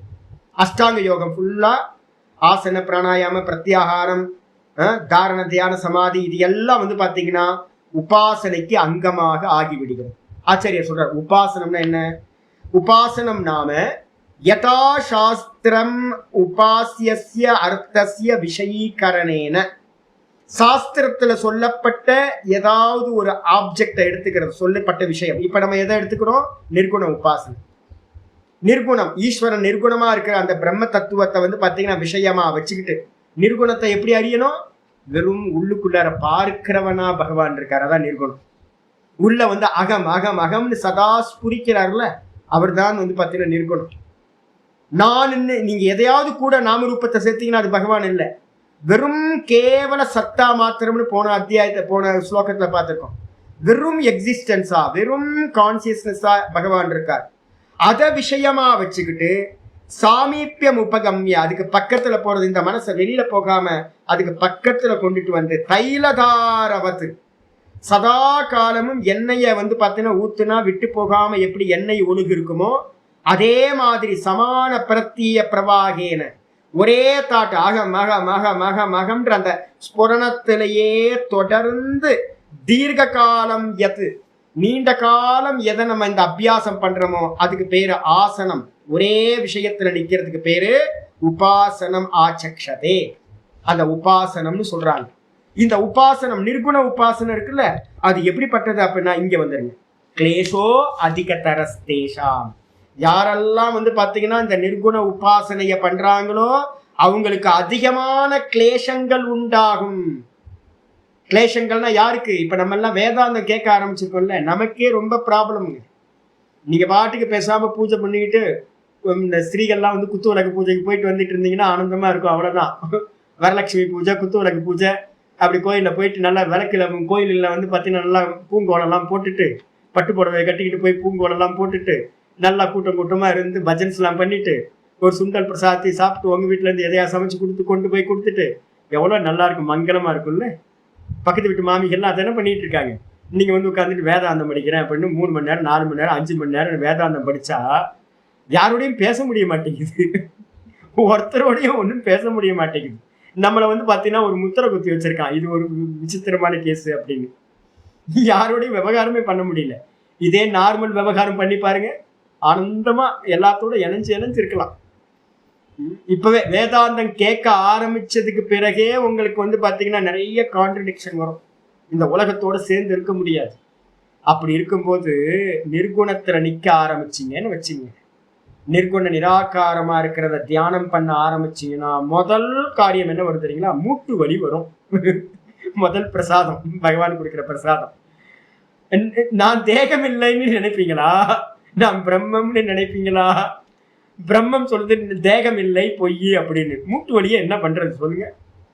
அதுக்கப்புறம் பேக் பெயின் வந்து பாத்தீங்கன்னா கழுத்து வலிக்குது. கழுத்துக்கு கீழே வந்து பாத்தீங்கன்னா இவ்வளவு நேரம் உட்காந்தாவே, 1 மணி நேரம் 1/2 மணி நேரம் உட்காந்தாவே கழுத்து வலிக்குது. இதுல வந்து பாத்தீங்கன்னா உள்ள நிர்குண ஸ்புரணத்தை பார்க்கணும் அப்படின்னா ஃபர்ஸ்ட் தேகத்தை ஜெயிக்கணும். அப்புறம் இந்திரியங்கள் எல்லாம் வந்து பாத்தீங்கன்னா ஆட்டோ சப்தம் கேட்டா ஆட்டோ பின்னாடி போயிடுது, பக்கத்துல யாராவது பேசுனா பின்பக்கம் போயிடுது. அப்ப இந்திரியத்தை எல்லாத்தையும் வசப்படுத்தணும். அதுக்கப்புறம் வந்து பாத்தீங்கன்னா மனசு எல்லாத்தையும், தேகத்தை வசப்படுத்தி இந்திரியத்தை வசப்படுத்தி மனசுக்கு வந்தீங்க அப்படின்னா அந்த மனசு வந்து பாத்தீங்கன்னா குரங்கு குட்டி மாதிரி கண்டதையும் தவிக்கிட்டு இருக்கு. அப்ப வந்து பாத்தீங்கன்னா இதெல்லாம் அடக்கி அடக்கி அடக்கி கடைசியில வந்து பாத்தீங்கன்னா வெறும் ஸ்புரண மாத்திரமா நிக்கிற ப்ராசஸ் இருக்கே. நீங்க நிர்குண தியானத்துக்கு பண்ண ஆரம்பிச்சீங்கன்னா 40 நிமிஷம் வந்து பாத்தீங்கன்னா ப்ரிப்பரேஷனுக்கே ஆயிடும். கண்ண மூடி உட்கார்ந்து 40 நிமிஷத்துக்கு அப்புறம் மெதுவா தெரியும் ஸ்புரணம் மட்டும் எல்லாம் ஷட் டவுன் ஆகி. அதுக்குள்ளார வந்து பாத்தீங்கன்னா 5 நிமிஷம் நிக்கிறதுக்குள்ளார திரும்ப ஆரம்பிச்சோம். மற்றதெல்லாம் திரும்ப அதே பழைய குருடி கதவை திரடின்ற மாதிரி 40 நிமிஷமா என்ன நடந்துச்சோ அதே திரும்பவும் போக ஆரம்பிச்சோம். அப்ப நடந்தது எவ்வளவு தெரியுங்களா இருக்கும்? ஒரு 40 நிமிஷத்துல இருந்து ஒரு 45 நிமிஷம், 5 நிமிஷம் ஒரு தியானம், கொஞ்சம் தியானம் மாதிரி கொஞ்சம் போச்சுன்னா பெரிய விஷயம். அதுக்குள்ளார இந்த தேகம், மனசு, இந்திரியங்கள் எல்லாம் படுத்தி எடுத்துடும். அதனால ஆச்சாரியர் சொல்றார், கிளேஷோ அதிகத்தரஹா, ரொம்ப கஷ்டம், கிளேசத்தை உண்டு பண்ணக்கூடியது ரொம்ப அதிகம். சகுனத்தை காட்டிலும் ரொம்ப அதிகம். சகுனம் ரொம்ப பிரசன்னமா இருக்கும். சுவாமிக்கு அலங்கார ஆராதனை பண்ணி நல்ல பூக்கள்லாம் போட்டு அலங்காரம் பண்ணி அந்த சுவாமியை பார்த்துக்கிட்டே இருக்கிறது ரொம்ப நல்லா இருக்கும். அதை நிர்குண நிராகாரத்துக்கு போறதுக்கு எல்லாத்தையும் ஷட் டவுன் பண்ண வேண்டியிருக்கு, ரொம்ப கஷ்டமா இருக்காது. அப்ப கிளேஷோ அதிகதரஸ்தேஷாம் அவ்யக்தா சக்த சேதசம். யாருக்கு சுவாமி? அந்த அவ்யக்தம்னு பிரம்மம் இருக்கு பாத்தீங்களா, சுத்த நிர்குண நிராகாரம். அதுல வந்து பாத்தீங்கன்னா அவ்யக்த ஆசக்த சேதசம். நமக்கெல்லாம் ஏதோ ஜென்மாந்தரத்துல வந்தது பிடிச்சுக்கணும். நம்ம நிர்குணத்து மேல நமக்கு எல்லாத்துக்கும் ஒரு காதல் இருக்கு. இதை விடவும் முடியல சனியை. நம்ம வந்து பார்த்தீங்கன்னா ஏதோ தெரியாம இந்த சனியை வந்து பார்த்தீங்கன்னா அந்த அவ்யக்தம்ங்கிற பிரம்ம வந்து பார்த்தீங்கன்னா பிடிச்சிக்கிச்சு பேய் மாதிரி. விடவும் முடிய மாட்டேங்குது, நிற்கவும் விட மாட்டேங்குது நம்மளால. அதில் எஸ்டாப்ளிஷ் ஆகலான்னு பார்த்தா அதுவும் முடிய மாட்டேங்குது. சரி டைவர்ஸ் பண்ணிடலான்னு பார்த்தா போ அப்படின்னா மனசு திரும்ப திரும்ப கீதா கேட்கணும், வேதாந்தம் கேட்கணும்னா இழுத்துட்டு வந்து நிற்கிது. அப்போ வேதாந்தத்தில் இருக்க நிர்குணத்தை விடவும் முடியல. அதில் நமக்கு நல்லா பற்றுதல் வந்துருச்சு. அப்ப கண்ண மூடி உட்காரணும்னு யாரெல்லாம் அவ்யக்தா சக்த சேதசம், அவ்யக்தத்துல பற்றுதலை அடைந்தவர்கள் யாரெல்லாம் இருக்காங்களோ அவங்களுக்கெல்லாம் கிளேசம், துக்கம் ரொம்ப அதிகம், ரொம்ப கஷ்டம். பகவானே சொல்லிட்டார். அதுக்கப்புறம் ஏன் சாமி அப்படின்னா அவ்யக்தாகி கதிர் துக்கம். இந்த மார்க்கம் இருக்கு, அவ்யக்த மார்க்கம், அடையாளங்கள் எல்லாத்தையும் நீக்கணும். ஏன் கஷ்டம் சாமி அப்படின்னு கேட்டீங்கன்னா, என்னோட ஐடென்டிஃபிகேஷன் எதெல்லாம் வச்சிருக்கணும், தேகம், இந்திரியம், மனசு எல்லாம் இருக்கு, இதெல்லாம் ஐடென்டிஃபிகேஷன், அடையாளம். இதை வச்சுக்கிட்டு நிர்குணத்தை அடையிறது ரொம்ப கஷ்டம். அவ்யக்தாகி கதிர் துக்கம். அவ்யக்த கத்தின்னு சொல்லக்கூடிய நிர்குண உபாசனையோட மார்க்கம் ரொம்ப துக்கத்தை கொடுக்கக்கூடியது. ஏன் சுவாமி? யாருக்கு அப்படின்னா தேகவத்பிரவாப்பியதே, தேகத்தை உடையவர்களுக்கு வந்து பாத்தீங்கன்னா ரொம்ப கஷ்டம். அப்ப என்ன பண்ணணும்? தேகத்தை வச்சுக்கிட்டு நிர்குண நிராகார உபாசனை முடியாது. அதனால்தான் அபியாசத்தை ஆரம்பத்திலேயே சவிதர்க்கம், நிர்விதர்க்கம், சவிச்சாரம், நிர்விச்சாரம் அப்படின்னு சவிகல்ப சமாதிகளை ஒவ்வொன்னா ஸ்தூலம், சூக்ஷ்மம், காரணம்னு ஒவ்வொன்னா போகணும். அதுக்கப்புறம் ஸ்டெப் பை ஸ்டெப்பா போயிட்டு வந்து பாத்தீங்கன்னா பரம்பிரசங்கியானத்துக்கு போய் நிர்குணத்தை அடைஞ்சிங்க அப்படின்னா இந்த ப்ராசஸ் வந்து பாத்தீங்கன்னா உங்களை என்ன ஆகும், ப்ரிப்பேர் பண்ணியிருக்கும் ஒவ்வொன்னா. நீங்க எடுத்தோட வந்து பாத்தீங்கன்னா கண்ணை மூடி உட்கார்ந்து நான் நிர்குணத்தை பண்றேன் அப்படின்னா மூக்கு உடஞ்சு போயிடும், மண்டை உடஞ்சு போயிடும், உங்களால என்னைக்குமே எஸ்டாப்ளிஷ் ஆகவே முடியாது, ரொம்ப துக்கம். அப்ப யோகிகள் என்ன பண்றாங்க அப்படின்னா, இப்ப நம்ம சொல்ற மாதிரி ப்ராசஸ் போறாங்க. நான் பாக்குறேன் ரமணாசிரமத்துல வந்து பாத்தீங்கன்னா இப்ப எல்லாரும் வந்து கண்ணை மூடி உட்கார்றாங்க. ஆனா கண்ணை மூடி உட்கார்றதுன்றது மார்க்கம் ரொம்ப கஷ்டமான மார்க்கம். ப்ரிப்பரேஷன் இருக்குல்ல, இப்ப நம்ம பண்ணிட்டு இருக்கோமே. ஏன் சுவாமி 80 நிமிஷம், ஏன் சுவாமி 85 நிமிஷம் கிளாஸ் எடுக்கிறீங்க? இதெல்லாம் ஒரு அபியாசம், எனக்கு தெரிஞ்சே நான் பண்றேன். 60 நிமிஷம் 59 நிமிஷத்துல கிளாஸை நிப்பாட்டிடுவாங்க. ஏன் திரும்ப திரும்ப நான் கிளாஸை லென்த் பண்றேன் அப்படின்னு கேட்டீங்கன்னா 20 நிமிஷம் லென்த் அதிகமா பண்றேன். ஏன் தெரியுங்களா உங்களுக்கு? இப்ப பாருங்க எல்லாரும் உட்காடுறீங்க பாத்தீங்களா, இவ்வளவு நேரம் உட்கார வச்சாச்சு இல்ல. இது உங்களுக்கு தெரியவே தெரியாது. இன்டைரக்டா வந்து பாத்தீங்கன்னா உட்கார்ற ஆசன சித்தி வந்து பாத்தீங்கன்னா நல்ல முறையில மெதுவா வந்துடும் உங்களுக்கு. நான் தொடர்ந்து பேசிக்கிட்டே இருக்கேன்.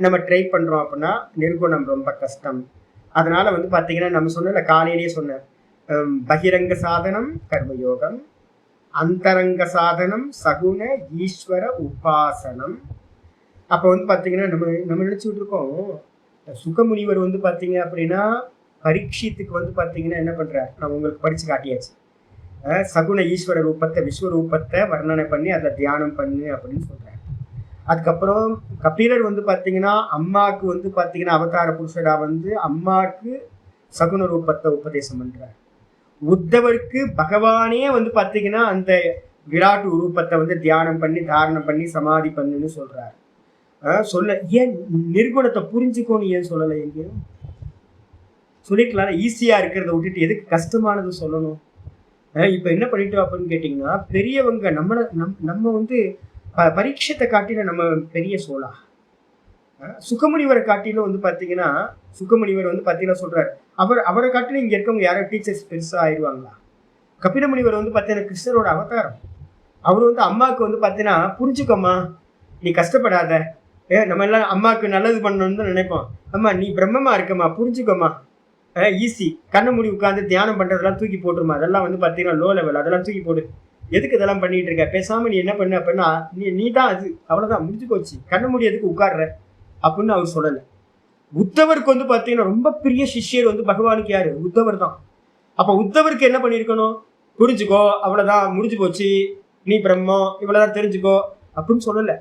உட்கார்ந்து வந்து பாத்தீங்கன்னா ஓங்காரத்தை பண்ணு, பிராணாயாமத்தை பண்ணு, இந்த தாரணையை வந்து பாத்தீங்கன்னா மனசுக்குள்ளார தாரணை பண்ணு அப்படின்னு சொல்றாரு. அப்படின்னா அப்ப இந்த உபாசனா காண்டம் ரொம்ப இம்பார்ட்டன்ட். உபாசனா எதுக்கு அப்படின்னா சகுனத்துல உங்களுக்கு பலம் வந்தாதான் நிர்குணத்துல உங்களுக்கு வந்து பாத்தீங்கன்னா பலம் வர ஆரம்பிக்கும். துர்லபகன்றது. ஆமா, ஜென்மாந்திர சகசிரேத்து தபோ ஞான சமாதி விதி கிருஷ்ணன் இங்க வரப்போகுது இல்லை, இன்னும் வரப்போகுது. நான் பார்த்தேன் 96ல திரும்பவும் 96ல இதை பத்தி பேச போறேன். துர்லபக அப்படின்னு ஒரு நாமம் திரும்ப வருது. நம்ம இதே விஷயத்த திரும்பவும் சொல்றோம். இன்னும் நான் இந்த நாமத்தை வந்து ரொம்ப சிம்பிளா முடிச்சுட்டேன். நிறைய பேக்ரவுண்ட் இதுக்கு வந்து பண்ண வேண்டியிருக்கு. எதுக்காக சுவாமி இவ்வளவு கஷ்டம்னு சொல்றீங்க? எனக்கு தெரிஞ்சு கட்டோபனிஷத்துல வந்து பாத்தீங்க அப்படின்னா துரவகம்யம், துர்லபம் அப்படின்னு திரும்ப திரும்ப திரும்ப நிறைய பிரயோகம். பகவான் ரமண பகவான் மாதிரி ஐயா அதிசுலபம்னு சங்கரர் ஒரு இடத்துல கூட சொல்லலை. ஐயா ஐயா அதிசுலபம், ஐயா அதிசுலபம்லாம் இல்லை. ஏன் அப்படின்னு கேட்டீங்கன்னா தத் தூரே தத் வந்தி கேச்ச, சாதனம் இல்லை அப்படின்னா அது ரொம்ப தூரம், சாதனம் இருந்துச்சு அப்படின்னா ரொம்ப பக்கம் அது. அப்ப சாதனத்தை அடாப்ட் பண்றதுல ரொம்ப கவனம் வேணும். சகுனத்துல ஒருத்தருக்கு வந்து பாத்தீங்கன்னா கண்ண மூடி தாரண தியான சமாதி பண்ண முடியல அப்படின்னா அவர்களால் நிர்குணத்துல தாரண தியான சமாதி பண்ண முடியாது. அதனால என்ன பண்ணிட்டாங்கன்னு கேட்டீங்கன்னா இது கஷ்டமாச்சு, ரொம்ப கஷ்டமாச்சு. அப்ப என்ன பண்றது, ஈஸி ஆகணும். நீங்க கேம்ப்ல எல்லாம் பாத்தீங்க அப்படின்னா எனக்குலாம் கோவமா வரும். ஏன் அப்படின்னு கேட்டீங்கன்னா நாங்கெல்லாம் வந்து பாத்தீங்க அப்படின்னா கஷ்டப்பட்டு இருக்கோம் ரிஷிகேஷ்ல. இந்த கேம்ப்ல வந்து வேதாந்த கேம்ப் எப்படி இருக்கும்னா ரொம்ப ராயலா இருக்கும் எல்லாம். அப்ப எப்படி இந்திரிய நிகிரகம் எப்படி நடக்கும், மனோ நிகிரகம் எப்படி நடக்கும், இந்த இந்திரிய நிகிரகம் மனோ நிகிரகம்லாம் பண்ண முடியாம ஒரு சப்தத்தை கிரகணம் பண்ணி அதை எப்படி அடையிறது, அது யாருக்குமே தெரியவே மாட்டேங்குது. எல்லாம் ஈஸின்னு நினைச்சுக்கிறாங்க. நிர்குணம் ஈஸி இல்லை, சகுனம் ஈஸி. 12வது சாப்டர்ல வந்து பாத்தீங்கன்னா சகுனம் நிர்குணத்து, அந்த சகுனத்துக்கே 4 ஸ்டெப்ஸ் வைக்கிறார். நிர்குணத்தை விட்டுருங்க, சகுனத்துக்கே 4 ஸ்டெப்பு. கர்ம பல தியாகம், அதுக்கப்புறம் மத்கர்ம பரமோபவ அபியாச யோகம், அதுக்கப்புறம் தான் மையவ மன ஆதத்வ சகுன ஈஸ்வரனத்துல இந்த புத்திய மனசுல வந்து பாத்தீங்கன்னா தாரண தியான சமாதி பண்றது. அப்ப சமாதி பண்றதுக்கு வந்து பாத்தீங்கன்னா சகுனத்திலேயே 4 ஸ்டெப் நம்ம போக வேண்டியிருக்கு. நிர்குணத்துக்கு வந்து பரம வைராக்கியம் தான் வந்து பாத்தீங்கன்னா நம்ம ஏற்கனவே யோகத்துல பாத்துட்டு இருக்கோம்ல. நிர்குணத்துல நிக்கிறதுக்கு என்ன வேணும், பரவைராக்கியம் வேணும். பரவைராக்கியம் இல்லை அப்படின்னா நிர்குணத்துல நிக்க முடியாது. அதனால ப்ரிப்பேர் பண்றது தான் எல்லாம். நல்லா ப்ரிப்பேர் பண்ணணும். ஈஸின்னு எடுத்துக்கிட்டு புரிஞ்சா போதும்னு எடுத்துட்டு இது பண்ணாதீங்க. உட்காருங்க, கண்ணை மூடி உட்காருங்க. ஈஸ்வரனை கொஞ்சமாவது தாரண தியான சமாதி பண்ணணும். ஆயிரக்கணக்கான ஜென்மங்களை பண்ண வேண்டியது நம்ம என்ன பண்ணணும், எவ்வளவு சீக்கிரம் முடியுமோ அவ்வளவு சீக்கிரம் முடிச்சிடணும்.